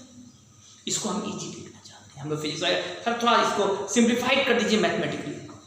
तो मैथमेटिकली हम लोग क्या सिंप्लीफाइड करते हैं, मैथमेटिकली क्या सिंप्लीफाइड करते हैं कि सभी इलेक्ट्रॉन लो पोटेंशियल से हाई पोटेंशियल की तरफ चल रहे हैं, एक एवरेज कांस्टेंट वेलोसिटी से। यदि क्रॉस सेक्शन एरिया यूनिफॉर्म, बाद में आप क्लियर करेंगे, यदि क्रॉस सेक्शन एरिया यूनिफॉर्म है तो सभी, यदि ये पूरा जो कंडक्टर का क्रॉस सेक्शन एरिया यूनिफॉर्म है, कंडक्टर के क्रॉस सेक्शन एरिया यूनिफॉर्म है, तो सभी इलेक्ट्रॉन माना गया है, नहीं माना गया, सभी इलेक्ट्रॉन लो पोटेंशियल से हाई पोटेंशियल की तरफ एक स्मॉल एवरेज वेलोसिटी से चल रहे हैं। उस स्मॉल एवरेज वेलोसिटी को क्या कहते हैं, drift velocity. Drift velocity constant velocity मान लिया गया ना, जबकि इनके अंदर कांस्टेंट है, फोर्स लग रहा है, जबकि इलेक्ट्रॉन का मोशन एक्सेलरेटेड है, लेकिन होकर क्या करेगा, लेके जा रहा, लड़ गया, फिर लड़के खत्म, फिर लेके चला, लड़ गया, ऐसा स्थिति है अंदर। तो इसलिए हम लोगों ने क्या मान लिया बेटा कि इलेक्ट्रॉन लो पोटेंशियल से हाई पोटेंशियल की तरफ एक कांस्टेंट वेलोसिटी से चल रहा है, इस पर्टिकुलर कांस्टेंट वेलोसिटी को ड्रिफ्ट वेलोसिटी कहते हैं। ये माना गया यदि यूनिफॉर्म क्रॉस सेक्शन एरिया है पूरे का तो सबका ड्रिफ्ट वेलोसिटी सेम है, सब इलेक्ट्रॉन एक ही ड्रिफ्ट वेलोसिटी चलते हैं, क्रॉस सेक्शन एरिया यूनिफॉर्म। क्या एक्चुअल में अंदर ड्रिफ्ट वेलोसिटी चल रहे हैं? नहीं, ये तो मैथमेटिक्स करने के लिए, क्वेश्चन समझने के लिए हम लोगों ने ड्रिफ्ट वेलोसिटी दी। अंदर का पिक्चर तो बड़ा कॉम्प्लिकेटेड है ना, वो चल रहा है, एक्सीलरेटेड है, इलेक्ट्रॉन एक्सीलरेटेड है, फिर भी हम कांस्टेंट क्यों माने, क्योंकि एक्सीलरेटेड जरूर है लेकिन कोलिजन करके एनर्जी लॉस कर रहा है, वेलोसिटी लॉस कर रहा है। तो इसीलिए हम लोगों ने अपनी सुविधा के लिए, मैथमेटिकली कन्वीनियंट के लिए, चीजों को समझने के लिए मैथमेटिकली हमने मान लिया कि सब इलेक्ट्रॉन एक लो पोटेंशियल से हाई पोटेंशियल की तरफ एवरेज कांस्टेंट वेलोसिटी से चल रहा है, यदि क्रॉस सेक्शन एरिया यूनिफॉर्म है। इस एवरेज कांस्टेंट वेलोसिटी को हम ड्रिफ्ट वेलोसिटी कहते हैं। एक बात ध्यान दीजिएगा, ये ड्रिफ्ट वेलोसिटी का ऑर्डर बहुत कम होता है, 10⁻³ में आ गया, 10⁻³ 10⁻5 4 ऐसे मीटर पर सेकंड, जबकि थर्मल वेलोसिटी जो था इनके पास वो 10⁻³ का प्लस में था, 10⁻3। मतलब समझ रहे हो ना कि जो वेलोसिटी है ड्रिफ्ट, वो इसकी जो एक्चुअल वेलोसिटी है उससे कम नहीं, बहुत कम। एनर्जी लॉस खूब हो रहा है, वेलोसिटी लॉस खूब हो रहा है। एवरेज का वैल्यू 10⁻³ के ऑर्डर में यदि हम मान लें, है ना, मीटर पर सेकेंड, और जबकि इनका जो थर्मल वेलोसिटी जो एक्चुअल वेलोसिटी है उसका ऑर्डर 10⁻3 कितना अंतर है, समझ में आता है? अब आप समझिएगा बड़े अच्छे से। क्या मेरे स्टूडेंटों को कुछ क्लियर हो रहा है कि नहीं? सब पढ़े लिखे थे ना, सब बड़ा आसान है, सबसे आसान फिजिक्स से, लेकिन समझा तो मजा नहीं, समझे तो भाई केवल थ्योरी पढ़ के ही आनंद लेते हैं। अब पढ़ाई हाँ, अब ये बात हुआ सर ड्रिफ्ट वेलोसिटी निकाला कैसे जाए। अब हम कहीं भी क्वेश्चन लगाएंगे ना, भले अंदर बड़ा कॉम्प्लिकेटेड पिक्चर है, लेकिन हम लगाएंगे तो क्या किया जाएगा, हम लोग जब भी लेके कंडक्टर की बात आएगा तो क्या मानेंगे, सब इलेक्ट्रॉन ड्रिफ्ट वेलोसिटी से चल रहा है, क्रॉस सेक्शन एरिया यूनिफॉर्म है पूरे कंडक्टर में, तो हम करेंगे सब एक कांस्टेंट ड्रिफ्ट वेलोसिटी से लो पोटेंशियल से। अब ड्रिफ्ट वेलोसिटी है क्या, तो हमने कहा सबका एवरेज निकाला। कोलिजन होने के पहले जो वेलोसिटी उसका एवरेज, क्या बेटा क्या है, कोलिजन होने से पहले जो वेलोसिटी उसका एवरेज। ऐसे बेटा vn है कि नहीं, vn तक सर एवरेज निकाल लीजिए, यही ड्रिफ्ट वेलोसिटी है। कौन सी वेलोसिटी का एवरेज, कौन सा वेलोसिटी ले रहे हैं इसमें, क्योंकि वेलोसिटी तो एक्सीलरेटेड है, तो कहा वो वेलोसिटी जो कोलिजन होने से पहले है। अब मान लो पहला वाले को कोलिजन होने में समय टाइम लगा, याद रखिएगा इसको कहते हैं रिलैक्सेशन टाइम। टाउ किस कहते हैं? Relaxation time. रिलैक्सेशन टाइम का क्या मतलब? रिलैक्सेशन टाइम मतलब है दो कोलिजन के बीच का टाइम इंटरवल, है ना। उसको जितने देर में रिलैक्स, बेटा अंदर तो बड़ा हमेशा कोलाइडेड कर रहा है, तो कितने समय तक रिलैक्स है? दो सक्सेसिव कोलिजन के बीच का जो टाइम इंटरवल है उसी को कहते हैं रिलैक्सेशन टाइम। रिलैक्सेशन है दो सक्सेसिव कोलिजन के बीच का टाइम। तो टाउ 1 हो गया। मान लीजिए पहले का रिलेशन टाइम टाउ 1 है, दूसरे का क्या है? टाउ 2 है। तो तुम ही बताओ ना v1 बराबर क्या लिखोगे? बोलो जरा सा पहले वाले। v1 equal to, sir u1 तो थर्मल वेलोसिटी था ही ना जब आप फील्ड निकाल रहे थे। u1 भले रैंडम है, तो यहां लिखाएगा क्या? u1 plus a into tau. इसी तरह v2 बराबर क्या लिखाएगा? u2 प्लस, एक्सेलेरेशन तो सेम है, a इंटू टाउ। टाउ अलग अलग होगा सर, कोई का जल्द कम होगा, कोई का ज्यादा होगा। इनिशियल वेलोसिटी भी अलग अलग है। तो बड़े अच्छे से यदि हम यहाँ u1 प्लस a टाउ 1 लिखें, या u2 प्लस a टाउ 2 लिखें, या u3 प्लस a टाउ 3 लिखें, यदि थोड़ा सा भी दिमाग आपका चलता है तो हमें लगता है ब्रैकेट में हम u1 u2 आराम से ले सकते हैं। कहां तक? un तक। अब वेक्टर a को बाहर कर दो। वेक्टर a यदि बाहर हो गया तो ब्रैकेट में टाउ 1 टाउ 2 ऐसे करते हुए टाउ n हो गया। अब बाई n।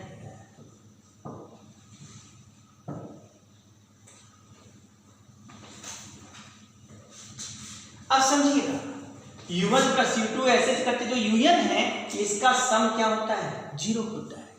इसका सम क्या हो जाएगा? 0 हो जाएगा। क्यों? पहले ही बताए थे कि रैंडम मोशन जब कर रहा है उस समय की वेलोसिटी, और ये रैंडम मोशन जब करेगा तो इस सबके इनिशियल वेलोसिटी का वेक्टर सम 0 हो गया। तो ये पूरा term 0। Tau 1 tau 2 tau 3 tau n by n, इसको कह दिए एवरेज टाउ। क्या कह दिए? Average tau. तो ये दिखाया क्या? vd बराबर a टाउ। Drift velocity vd equal to a tau. Tau क्या है?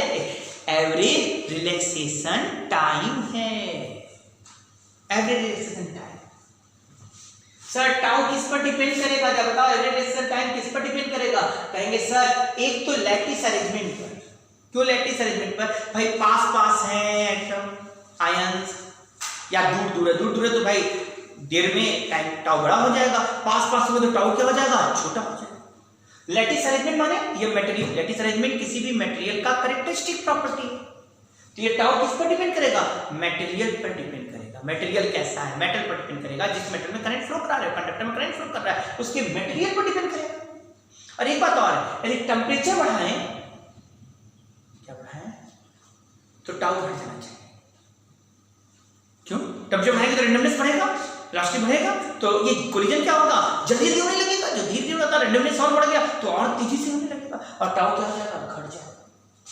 तो टाउ हमेशा दो चीज पर डिपेंड करेगा रिलैक्सेशन टाइम। क्या क्या बेटा? एक तो लैटिस अरेंजमेंट पर, कैसा अरेंजमेंट है अंदर, या दूसरे वर्ड में कहो मटेरियल। मटेरियल की कैरेक्टरिस्टिक प्रॉपर्टी है ना, मटेरियल पर डिपेंड करेगा। और दूसरा टेंपरेचर।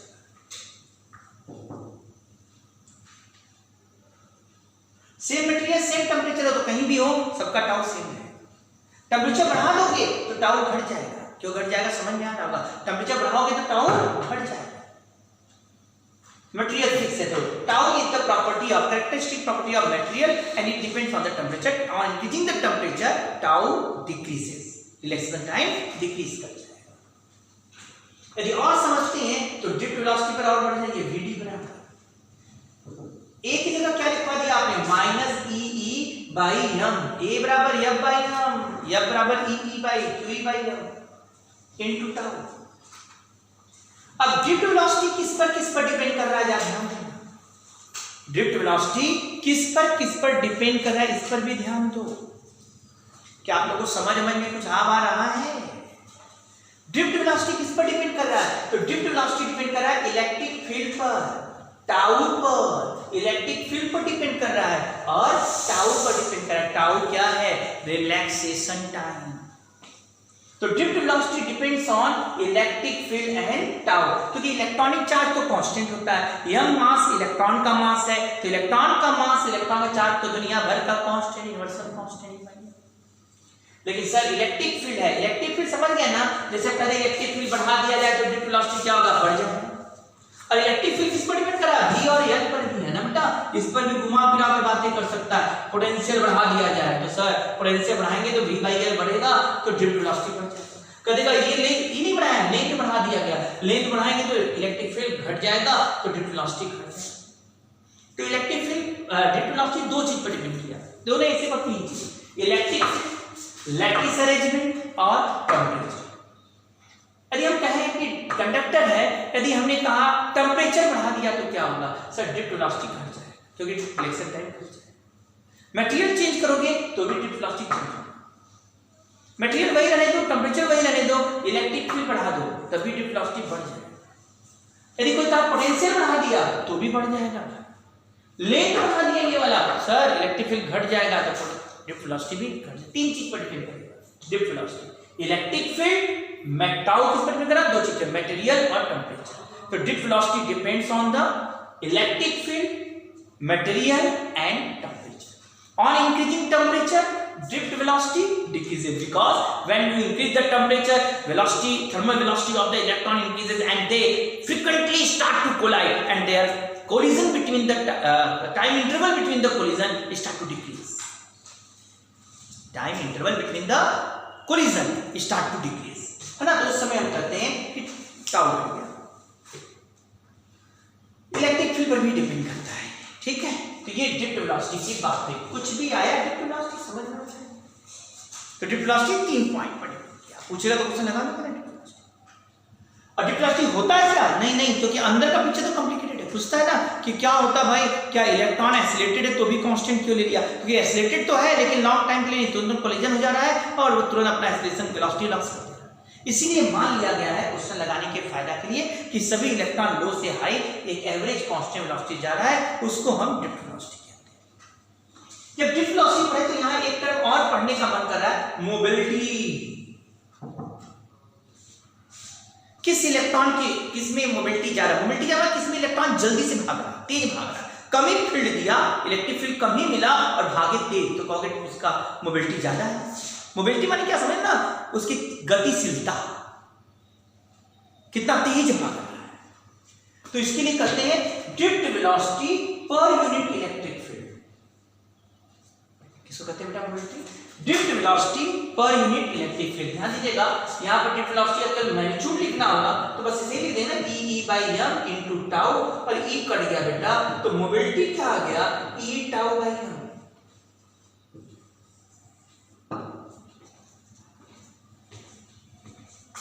यहां दिखाया तो मोबिलिटी किस पर डिपेंड कर रहा है, E और m तो दुनिया भर का कांस्टेंट है, तो मोबिलिटी डिपेंड करता है टाउ पर। टाउ टेम्परेचर और लैटिस अरेंजमेंट। टाउ क्या बेटा, टेम्परेचर और लैटिस अरेंजमेंट। टाउ दो चीज पर डिपेंड करता है, लैटिस है ना मटेरियल पर, तो हम कह सकते हैं mobility is the property of temperature and material. यदि हम टेम्परेचर बढ़ाएंगे तो जरूर मोबिलिटी क्या हो जाएगा, घट जाएगा, तो टाउ घटेगा।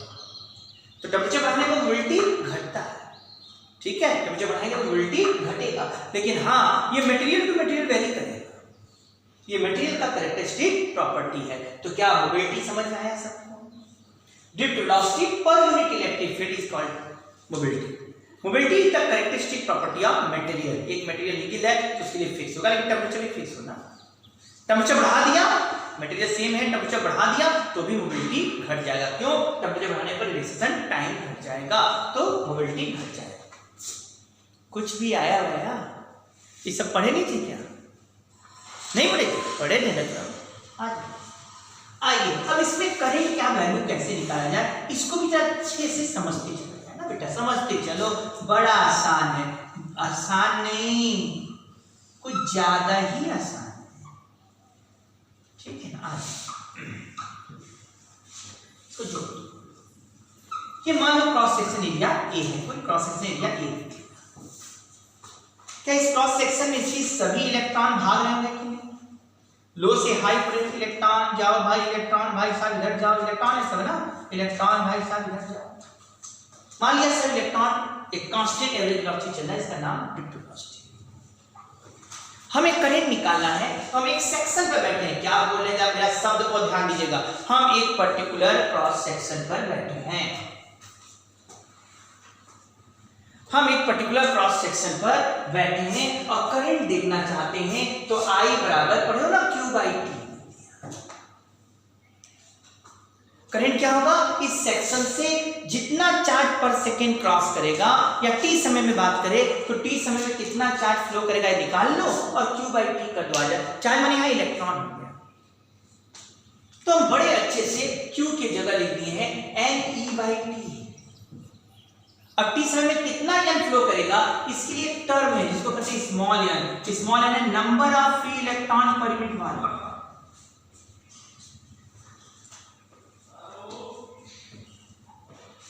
स्मॉल n है number of free electron per unit volume. Small n क्या है, number of free electron per unit volume. ये बेटा ये भी स्मॉल n भी मटेरियल का कैरेक्टरिस्टिक प्रॉपर्टी है। सबसे ज्यादा स्मॉल n किसका होता है, सबसे ज्यादा स्मॉल n बोला जाए तो सबसे ज्यादा होता है यह सिल्वर।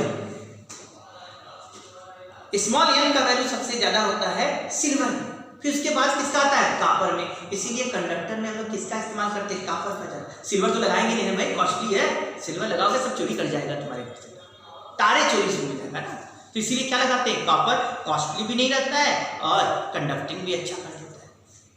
तो स्मॉल n हो गया number of free electron per unit volume. अब तुम्हें नंबर ऑफ फ्री इलेक्ट्रॉन निकालना है, कितना यहाँ टी समय में गया, तो हम कहेंगे कैपिटल N बराबर स्मॉल n इनटू वॉल्यूम से मल्टीप्लाई। हमें ये निकालना है ना टी सेकंड में यहाँ से कितना इलेक्ट्रॉन फ्लो हुआ, कितने वॉल्यूम का इलेक्ट्रॉन, तभी तो चार्ज निकलेगा, नंबर निकल रहा है। वॉल्यूम कैसे निकलेगा सर, वॉल्यूम के लिए एरिया ले लिया A और सर टी समय में कितना लेंथ का इलेक्ट्रॉन पास किया, वही ना मालूम हो जाएगा। ए क्रॉस सेक्शन है और टी समय में कितना लेंथ का इलेक्ट्रॉन पास कर गया, तो टी समय में VD इंटू टी लेंथ का इलेक्ट्रॉन पास कर जाएगा। अरे अरे अरे अरे वेलोसिटी VD माना है कांस्टेंट, टी समय में कितना लेंथ इसके इलेक्ट्रॉन का तय करेगा, इसमें से VD इंटू टी। जो इलेक्ट्रॉन यहाँ है, यहाँ से कितने इलेक्ट्रॉन का, जो यहाँ से इलेक्ट्रॉन क्रॉस किया उस इलेक्ट्रॉन का लेंथ VD इंटू टी हो जाएगा। अरे यहाँ होगा टी समय में क्रॉस करने वाला लेंथ VD इंटू टी होगा।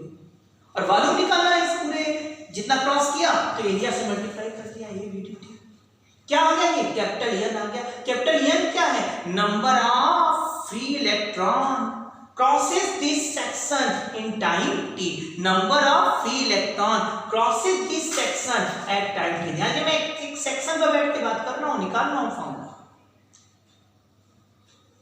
हाँ, आप लोग के कहने पर मैंने n का वैल्यू यहां रख दिया। क्या होगा भाई, Q बराबर तुम्हें बताया NE बाई टी, और n की जगह सभी लोगों ने रखवाया हमसे small n a VD into t. E जिंदा है, अपन टी करो करो। हमारे स्टूडेंट यदि समझदार है, वो तो नहीं है ना, तो टी से टी कट गया बेटा, आई बराबर क्या आ गया, NeVD।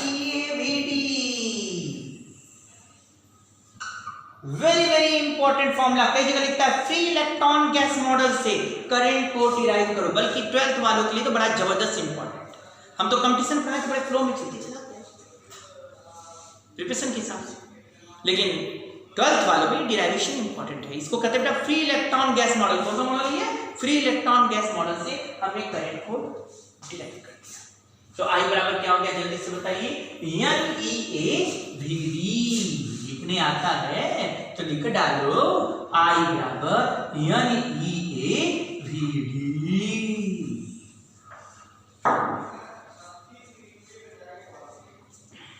बड़ा आसान है, धीरे धीरे हम बढ़ते जा रहे हैं।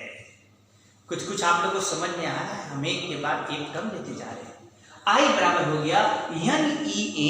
VD क्या है बेटा, ड्रिफ्ट वेलोसिटी। N क्या है, number of free electron point वालों, कई जगह दिया रहेगा ना, नंबर ऑफ इलेक्ट्रॉन पर सीसी समझते हो ना, क्यूबिक सेंटीमीटर, उसको बेटा मीटर क्यूब में लेना है। यूनिट का ध्यान देना, इस पर क्वेश्चन आते हैं, डायरेक्ट क्वेश्चन आते हैं।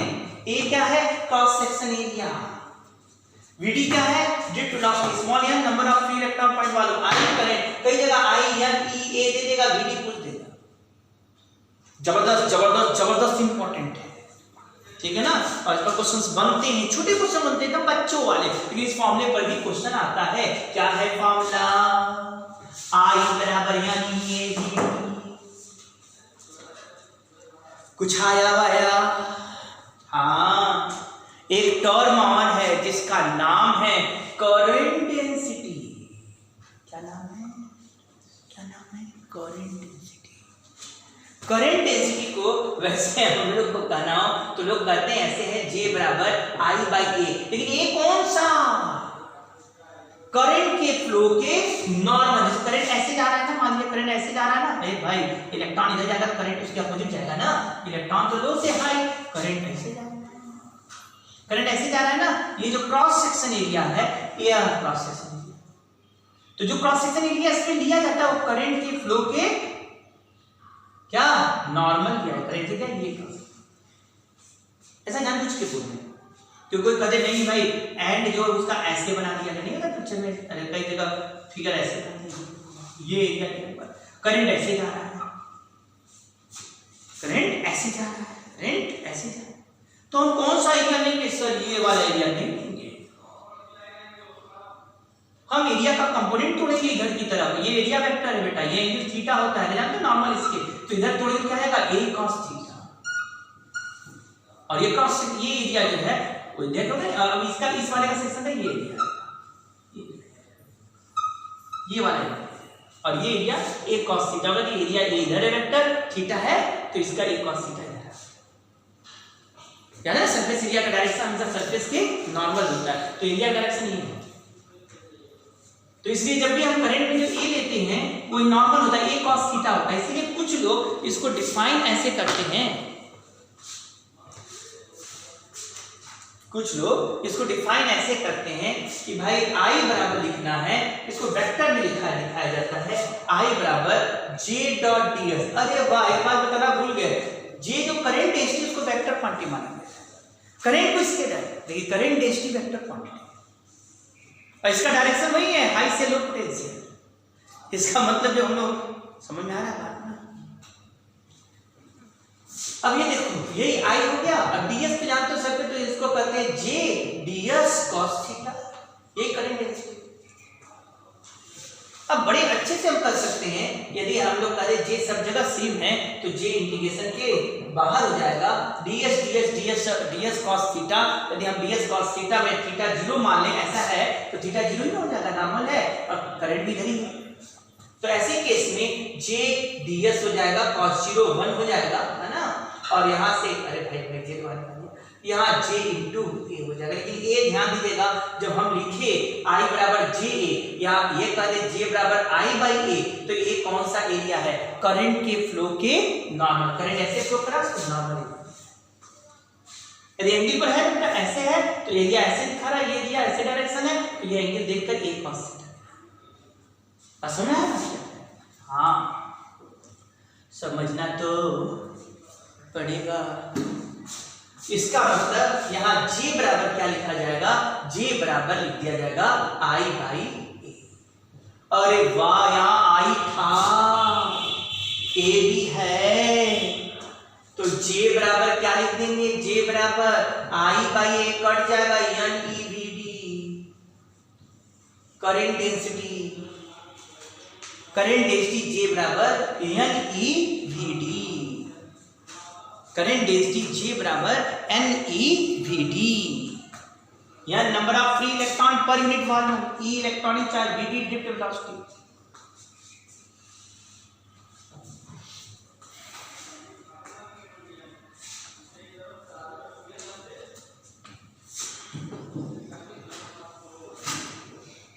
J current density.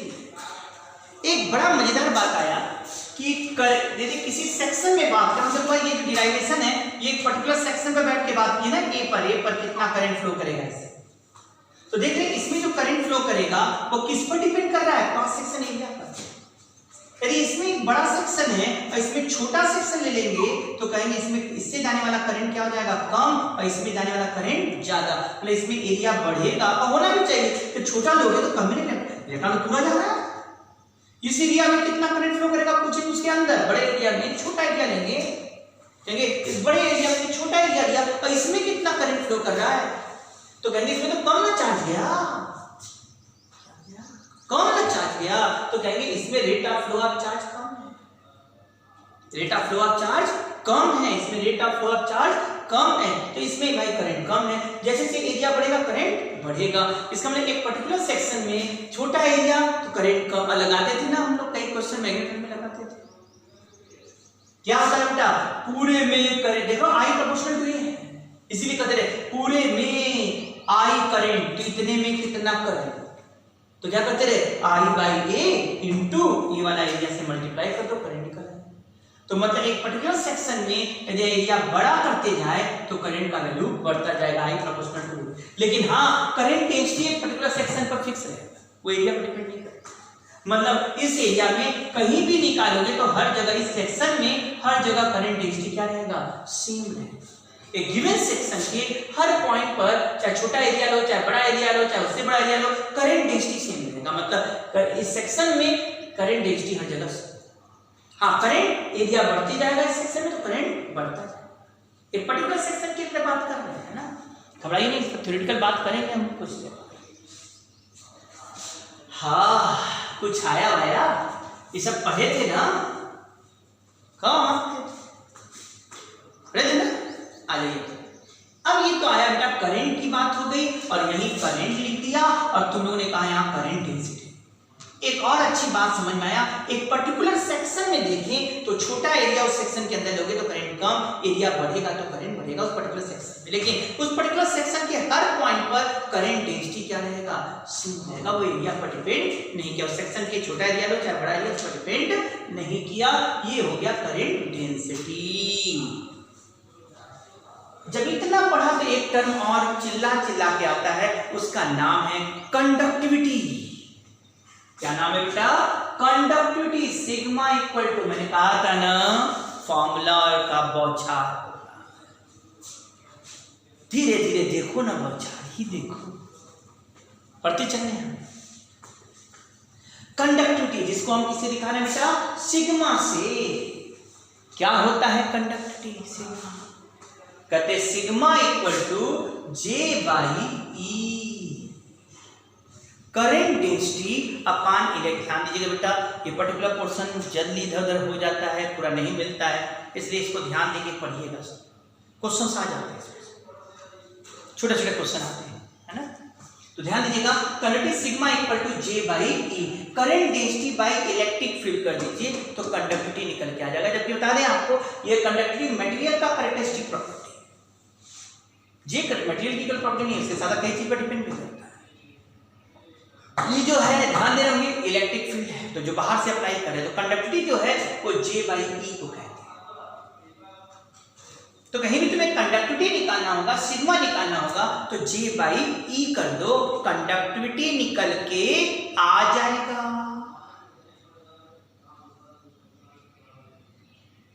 ठीक है।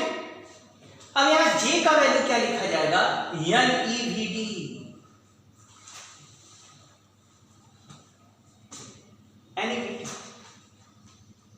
क्या लिखा जाएगा, एन ई वी डी। जो थोड़ा समझदार है वो समझ रहे हैं, वीडी को भूल गए तुम लोग। हमने बताया था वीडी का मैग्नीट्यूड बोले तो ए टाउ, डायरेक्शन नहीं ले रहे ना, ए टाउ, ए बराबर क्या था, ई बाई एम इंटू टाउ लिखोगे तब ना आता है। तो बड़े अच्छे से हम यहाँ क्या लिख सकते हैं, sigma equal to L E, VD के जगह तुम लोग के कहने पर E by M into tau. तो सिग्मा बराबर क्या लिखा गया बेटा, N E square, E cut जाएगा, नीचे का ई से कट जाएगा ना, N E square tau by M.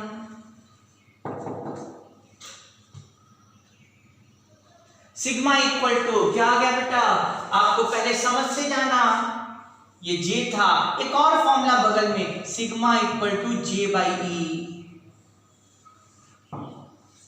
और अभी यदि जे बाई ई को हम लोग ने क्या लिख दिया बेटा, कैसे लिखा फिर से बोलोगे, LEVD बाई ई। VD बराबर क्या हो गया बेटा, ए टाउ।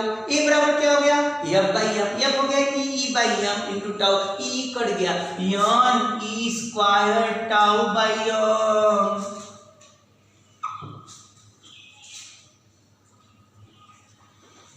सिग्मा हो गया।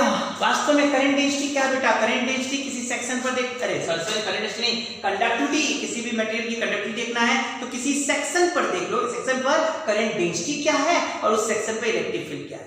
The ratio of current density to electric field gives the conductivity of that material.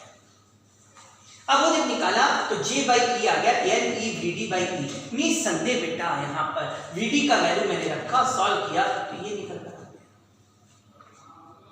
यदि आप समझ रहे हैं तो यहाँ कंडक्टिविटी कैसी प्रॉपर्टी का ध्यान दीजिए। Small n number of free electron पर मोल, ये पूरी तरह से मटेरियल पर डिपेंड होता है। E और m इलेक्ट्रॉनिक चार्ज मास तो दुनिया भर का कांस्टेंट, यूनिवर्सल कांस्टेंट है। टाउ टाउ टाउ दो चीज पर डिपेंड करता है, टेम्परेचर और मटेरियल पर। इसका मतलब conductivity the characteristic property of material and it also depend on the temperature. तो सिग्मा इक्वल टू क्या लिख दिया जाता है, यन ई square tau by M.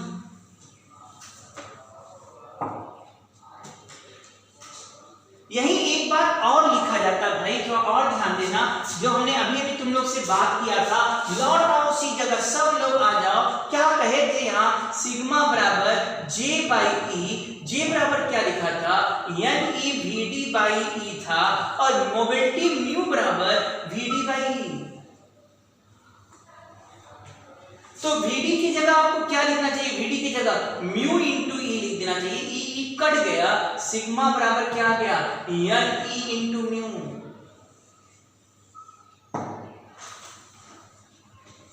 Sigma equal to N E into mu. सुनाई दे रहा है, ये भी बड़ा जबरदस्त फॉर्मूला है, मोबिलिटी के टर्म में गया, कुछ नहीं किया बेटा। म्यू बराबर VD बाई ई, VD जगह म्यू इंटू।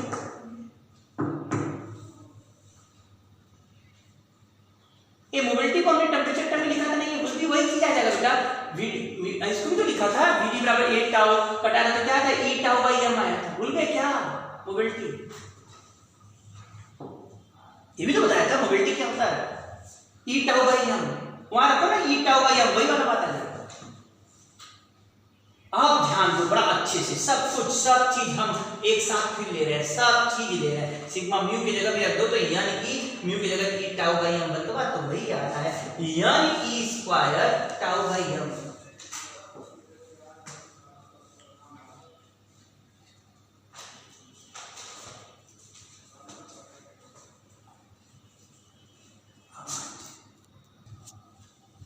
हाँ, कंडक्टिव सिग्मा इक्वल टू क्या बोला गया, N E square tau by M. तो कंडक्टिंग किस पर, कंडक्टिविटी किस पर डिपेंड कर रहा है, टाउ पर और एन पर डिपेंड कर रहा है। अब अच्छा अब बात आता है भाई कंडक्टिविटी। अब इसमें पूछता है टेम्परेचर बढ़ाने पर कंडक्टिविटी क्या होगा। तो देखो भाई यदि कंडक्टर है, कौन है, कंडक्टर है, ये कंडक्टर है, तो टेम्परेचर बढ़ाओगे तो सिग्मा बराबर N E square by tau by M है, या एन ई म्यू है, तीनों चीज दोनों चीज लिखे चलो म्यू। तुम लोग को याद होगा टेम्परेचर बढ़ाने पर टाउ क्या होता है, घटता है, तो मोबिलिटी घटता है। या भी बोल सकते हो टेम्परेचर बढ़ाओगे तो टाउ घटेगा, मोबिलिटी घटेगा, टेम्परेचर बढ़ाओगे मोबिलिटी घटेगा। लेकिन सर टेम्परेचर बढ़ाने में एन में थोड़ा वृद्धि भी हो सकता है, ठीक है। मानते जब कंडक्टर होता है ना, कंडक्टर में ऑलरेडी फ्री इलेक्ट्रॉन है, यदि समुद्र है उसमें एक इलेक्ट्रॉन बढ़ भी गया तो क्या होगा। तो हम लोग कहते हैं टेम्परेचर बढ़ने पर कंडक्टिविटी पर क्या इफेक्ट होगा, तो कहेंगे सर यहाँ एन बढ़ेगा भी तो कोई फर्क नहीं पड़ेगा, क्योंकि कंडक्टर में फ्री इलेक्ट्रॉन बहुत ज्यादा हैं, तो टेम्परेचर बढ़ने पर एन पर कोई इफेक्ट नहीं पड़ेगा, लेकिन मोबिलिटी घट जाएगा, और इस घटने से कंडक्टिविटी घट जाएगा। और यार ऐसे भी बोल सकते हैं, इससे भी बोल सकते हैं कि टेम्परेचर बढ़ाएंगे तो एन पर इफेक्ट नहीं पड़ेगा, बल्कि टाउ घट जाएगा, है ना। क्यों, कंडक्टर में बोलेंगे तब, और टाउ घट गया तो कंडक्टिविटी घट गया। बहुत इंपॉर्टेंट, पता नहीं क्यों पूछता हर जगह, कंपटीशन में भी, बोर्ड में। On increasing temperature what happen on for the conductor. तो कंडक्टर में टेम्परेचर बढ़ाओगे तो कंडक्टिविटी बढ़ जाएगा। लेकिन सेमी कंडक्टर होगा, पहले जानते हो सेमी कंडक्टर क्या है। कंडक्टर में हम क्या बोलते हैं, ढेर सारा फ्री इलेक्ट्रॉन। तो वहां आप टेम्परेचर बढ़ाते हो तो दो काम होता है, खूब फ्री इलेक्ट्रॉन आता है ना, तो फ्री इलेक्ट्रॉन एनर्जी ले लेते और लेके धाड़ कोलाइड करके अपना एनर्जी लॉस करते। तो वहां ज्यादा इफेक्ट किसका होता है, मोबिलिटी का इफेक्ट होता है, यन बढ़ने का नहीं होता, कि ऑलरेडी ढेर सारे इलेक्ट्रॉन है तो ज्यादा एनर्जी तो सब वही ले लिए ना जो निकलेंगे। तो जो सेमी कंडक्टर होता है उसमें 0 केल्विन पर माना जाता है कोई फ्री इलेक्ट्रॉन है ही नहीं, एज ए इंसुलेटर है। तो जैसे जैसे टेम्परेचर बढ़ाते हैं वैसे वैसे उसमें इलेक्ट्रॉन बढ़ते जाता है। तो जब हम सेमी कंडक्टर में बात करें तो टेम्परेचर बढ़ाएंगे तो निसंदेह वहां मोबिलिटी वहां भी घटेगा, लेकिन उससे ज्यादा यन बढ़ेगा क्योंकि वहां इलेक्ट्रॉन देंगे तो कोलिजन क्या आएगा।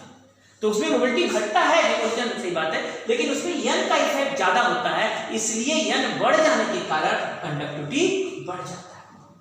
तो सुनिए, टेम्परेचर बढ़ाने पर कंडक्टर की कंडक्टिविटी घट जाएगा जबकि सेमी कंडक्टर की कंडक्टिविटी बढ़ जाएगा। बड़ा फेमस क्वेश्चन है, बोर्ड वाले में पूछा जाता है, बोर्ड में एक्सप्लेन करूं। तो क्या हुआ भाई, on increasing temperature conductivity of the conductor decreases, whereas for the semiconductor on increasing temperature conductivity increases, because on increasing temperature for conductor, on increasing temperature collision will be frequently occur, due to which relaxation time decreases, hence mobility decreases. Yes, there will be some increment of n, but in the case of conductor, this n is very very small. Increment of n is very small. That it is unaffected, almost, not exception, almost. Then you can see in conductor on increasing temperature, mobility decreases because collision frequently occur and relaxation time decreases, mobility decreases, conductivity decreases. In the case of conductor, on increasing temperature conductivity decreases, but in the case of semiconductor at 0 Kelvin there are no free electron. As you increase the temperature, number of electron increases, it means small n increases and conductivity increases. हाँ पूछिए, तो क्या semi conductor में temperature बढ़ा, mobility नहीं घटा, mobility घटा, लेकिन उससे ज्यादा यन बढ़ रहा है, इसलिए इफेक्ट किसका आ रहा है इसमें, यन बढ़ने का। इसलिए टेम्परेचर बढ़ाने पर कंडक्टिविटी सेमी कंडक्टर में घटता है, लेकिन गलत बोले, टेम्परेचर बढ़ाने पर कंडक्टिविटी सेमी कंडक्टर में बढ़ता है लेकिन कंडक्टर में घटता है। यहां से किसी से जवाब लो भाई, सिग्मा बराबर इसमें फॉर्मूला n e म्यू भी है। एक और फॉर्मूला यहां लिखना होगा, म्यू बराबर vd बाई e, और ये देखा जाता है बेटा e टाउ बाई m। अरे भाई वही लगाते, a टाउ होगा, vd बराबर a टाउ, एक जगह e बाई m। वैसे जो हम ये बना रहे हैं इसका आप एक स्नैपशॉट मार दीजिए तो एक ही जगह सब फॉर्मूला दिख जाएगा इसका, है ना। इसी को स्नैपशॉट मार के इसको क्रॉप कर दीजिएगा, लो फॉर्मूला बन गया तुम्हारा एक जगह। वीडियो में जो फायदा है, लेकिन अभी खेल खत्म नहीं है ना। अभी एक बात और टर्म है जिसका नाम है रो रेजिस्टिविटी। कहते हैं resistivity is reciprocal of conductivity. क्या बोला गया, resistivity is reciprocal of conductive 1 by sigma. मतलब इसको डिफाइन करना तो E by G। Resistivity is defined as the ratio of electric field to the current density at the particular cross section पर जो electric field है और current density का ratio है उसे हम रेजिस्टिविटी कहते हैं। निशानी यदि कंडक्टिविटी जो है, जब कंडक्टिविटी कांस्टेंट है, ये मटेरियल की प्रॉपर्टी है, तो रेजिस्टिविटी भी क्या है, मटेरियल का कैरेक्टरिस्टिक प्रॉपर्टी है। और आप E बाई G से ये भी समझ गए होंगे, यहाँ ये उल्टा हो जाएगा, इसका उल्टा मतलब m upon n e square tau हो जाएगा। एकदम अच्छे से आप लिख सकते हो rho equal to 1 by sigma J by E by J या m upon n e square tau.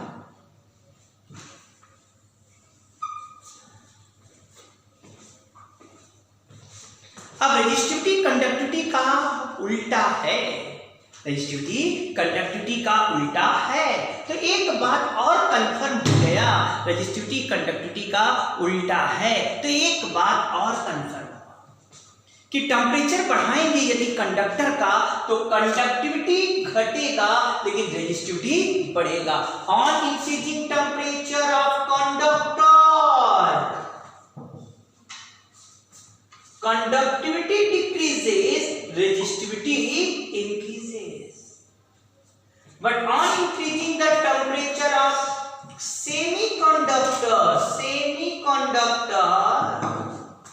conductivity increases, resistivity decreases. तो कंडक्टर का टेम्परेचर बढ़ाएंगे तो कंडक्टिविटी घटती है, रेजिस्टिविटी बढ़ती है। बस एक याद करो, दूसरे का उल्टा याद आ जाएगा ना। दोनों याद करो, क्वेश्चन में चाह दोगे उसमें गड़बड़ हो जाएगा सब कुछ।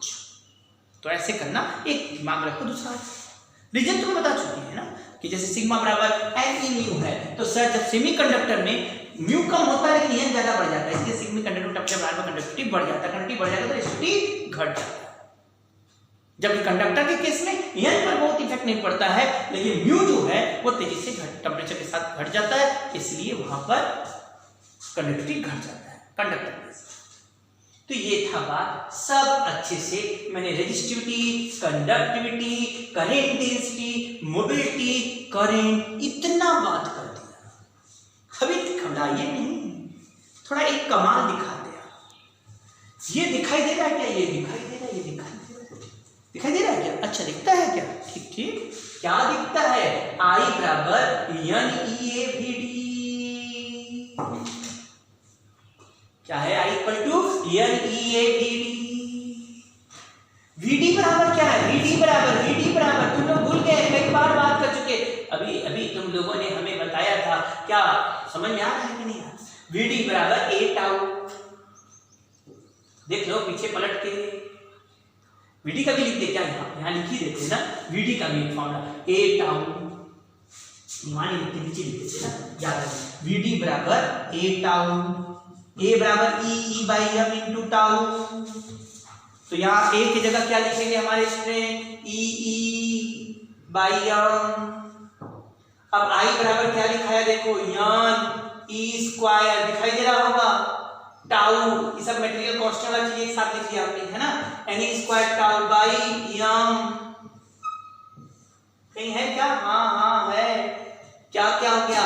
N E square tau by M, और यहां लिख दिया ए इंटू ई।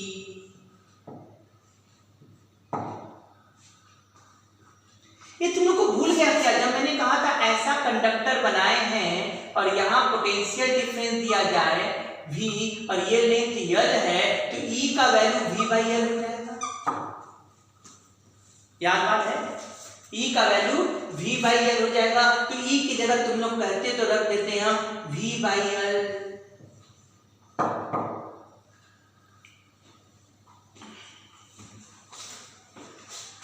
अब देखो मजेदार बात, V बराबर क्या लिख दोगे? V इक्वल टू जा लिखो तो I होगा, इसको इधर फेंक दो बेटा। क्या लिखोगे? m अपान एन ई स्क्वायर टाउ।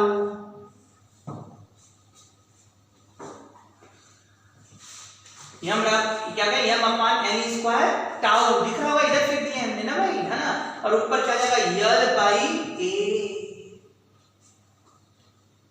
इसको ब्रैकेट में सीखिए, मटेरियल का कैरेक्टरिस्टिक प्रॉपर्टी। m तो मास हो गया इलेक्ट्रॉन का, E है, n भी number of free electron point volume, tau relation सब मटेरियल का। L जो है वो एक्सटर्नल है ना, पैरामीटर लेंथ और एरिया को डिपेंड करता है। I भी जो तुम दोगे, एक गिवन कंडक्टर होगा तो पूरा चीज कांस्टेंट होगा गिवन कंडक्टर के। तो क्या आप लोग को कुछ दिखाई दे रहा है? मिटा रहे हैं यहां से, दिखाई कुछ देता है? देता है तो देखो ना, V बाई आई क्या आ गया? V by I M by N E square tau L by A। M by N E square tau, यहां देख लो जरा, M by N E square tau कुछ नहीं है, रो है। तो ये लिखोगे क्या? Rho L by A।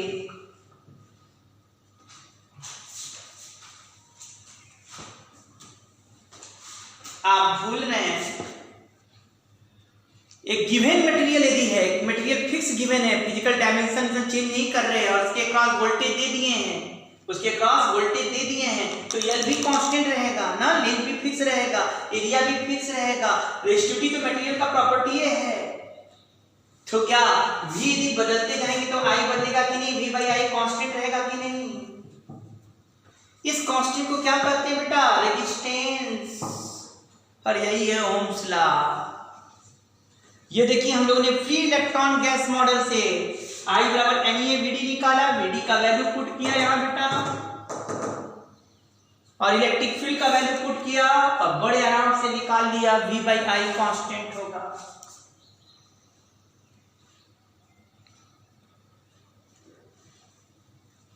और इस कांस्टेंट को क्या कहते हैं बेटा? रेजिस्टेंस। इस कांस्टेंट को क्या कहते हैं हम लोग? रेजिस्टेंस। पूरा मैंने फॉर्मूला एक साथ ही इतना लिखवा दिया। अब जरा देखिए, v बाई आई कांस्टेंट है जिसको क्या कहते हैं? रेजिस्टेंस। और बड़ा अच्छा r बराबर क्या हो गया? रो। l बाई ए भी समझ में आ गया।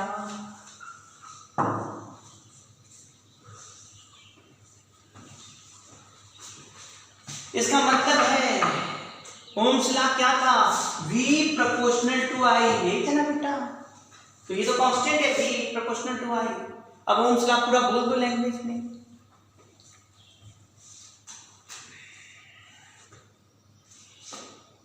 बोलो, ओम्स लॉ क्या था? Under same physical condition. काहे को सेम फिजिकल कंडीशन? कहने का मतलब यल ए या टेम्परेचर कोई चेंज मत करो, मटेरियल चेंज ना करो। Under same physical condition, under same physical condition, current flowing through the conductor is directly proportional to the potential across the conductor। या ये कहो ना, under same physical condition, potential across the conductor is directly proportional to the current flowing through it। Under same physical condition, potential difference across the conductor is directly proportional to current। यही है Ohm's law. तो Ohm's law में proportionality हटता है तो resistance बोल देते थे, और यही R का वैल्यू तो निकाले हैं। इस प्रकार से ओम्स लॉ क्या हो गया है? प्रूफ कर दिया हम लोगों ने। और इस प्रूफ करने में एक बात भी आ गया कि रेजिस्टेंस और रेजिस्टिविटी में रिलेशन R बराबर रो एल बाई ए, और सिग्मा के टर्म में लिखना हो तो लिखोगे एल बाई सिग्मा है। अब पढ़ चुकी हो, टेम्परेचर बढ़ाने पर कंडक्टर की रेजिस्टिविटी बढ़ता है, तो रेजिस्टेंस भी टेम्परेचर बढ़ाने पर क्या होगा? बढ़ेगा। अब रेजिस्टेंस रो जो है मटेरियल सेम है तो रो फिक्स होगा, इसलिए कहते हैं लेंथ बढ़ाएंगे किसी वायर का तो रेजिस्टेंस बढ़ जाएगा। रेजिस्टिविटी लेंथ पर डिपेंड नहीं करेगा। कई लोग ऐसे करते हैं ना, हम ऐसे याद करते हैं रू बराबर आर ए बाई एल, तो याद करने के लिए कुछ लोग ऐसे याद करते हैं R A Ram Awadh by Ram Ram Awadh, ऐसे नहीं याद करने के लिए बोल दिया। तो ऐसे नहीं पता, बताओ रो बराबर आर ए बाई एल है, एल को डबल कर दिया, ए को आधा कर दिया, बताओ रेजिस्टिविटी पर क्या इफेक्ट पड़ेगा? कोई इफेक्ट नहीं पड़ेगा, क्योंकि रेजिस्टिविटी तो मटेरियल का कैरेक्टरिस्टिक प्रॉपर्टी है। रेजिस्टेंस बढ़ेगा घटेगा, लेकिन रेजिस्टिविटी तो मटेरियल की प्रॉपर्टी। कभी ऐसे लिख देता तो कंफ्यूजन हो जाता है, तो याद रखिएगा ऐसे लिखा रो बराबर आर ए बाई एल। अरे सर, रो मटेरियल का कैरेक्टरिस्टिक प्रॉपर्टी है, एल बढ़ाओगे आर पर इफेक्ट पड़ेगा, ए पर चेंज करोगे आर पर इफेक्ट पड़ेगा, तो रो पर कोई इफेक्ट नहीं, रो कांस्टेंट रहेगा। रो बस टेम्परेचर बढ़ाने में बढ़ जाएगा, मटेरियल चेंज करोगे तो चेंज होगा। तो ये मटेरियल की प्रॉपर्टी है ना, मटेरियल फिक्स है, टेम्परेचर फिक्स है तो रो फिक्स है। हाँ, लेंथ बढ़ाओगे रेजिस्टेंस बढ़ेगा, क्रॉस सेक्शन एरिया बढ़ाओगे रेजिस्टेंस घटेगा। तो resistance depend on length and cross section area, बल्कि लिखते भी हैं R proportional to L by. तो रेजिस्टेंस किस पर डिपेंड किया? लेंथ पर, क्रॉस सेक्शन एरिया पर, और एल ध्यान दीजिएगा, एल क्या था? जिधर करंट फ्लो कर रहा है उस डायरेक्शन पर लेंथ, और ए क्या है? क्रॉस सेक्शन एरिया है। क्या? करंट के फ्लो के परपेंडिकुलर क्रॉस सेक्शन।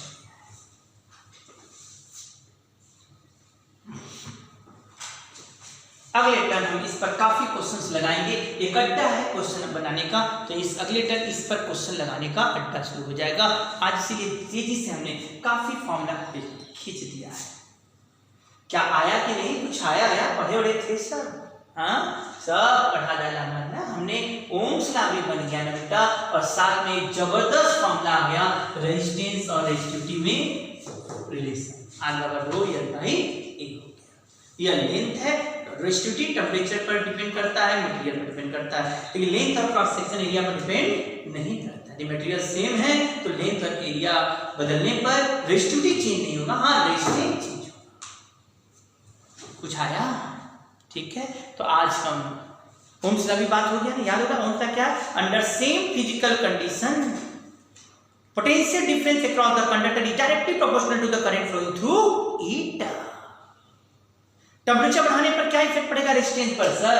टेम्परेचर बढ़ाएंगे तो रेजिस्टिविटी बढ़ जाएगी, यदि कंडक्टर है तब इससे रेजिस्टेंस बढ़ जाएगा। हमारे हिसाब से क्लियर हो गया होगा सब। और एक साथ ढेर सारे फॉर्मूले दिए जा चुके हैं। अगले टर्म हम बात शुरू करेंगे ओमिक रेजिस्टेंस और नॉन ओमिक रेजिस्टेंस, और उसके बाद इस फॉर्मूले पर बेस काफी क्वेश्चंस लगाए जाएंगे ना, उसके बाद फिर आगे बढ़ा जाएगा। ठीक।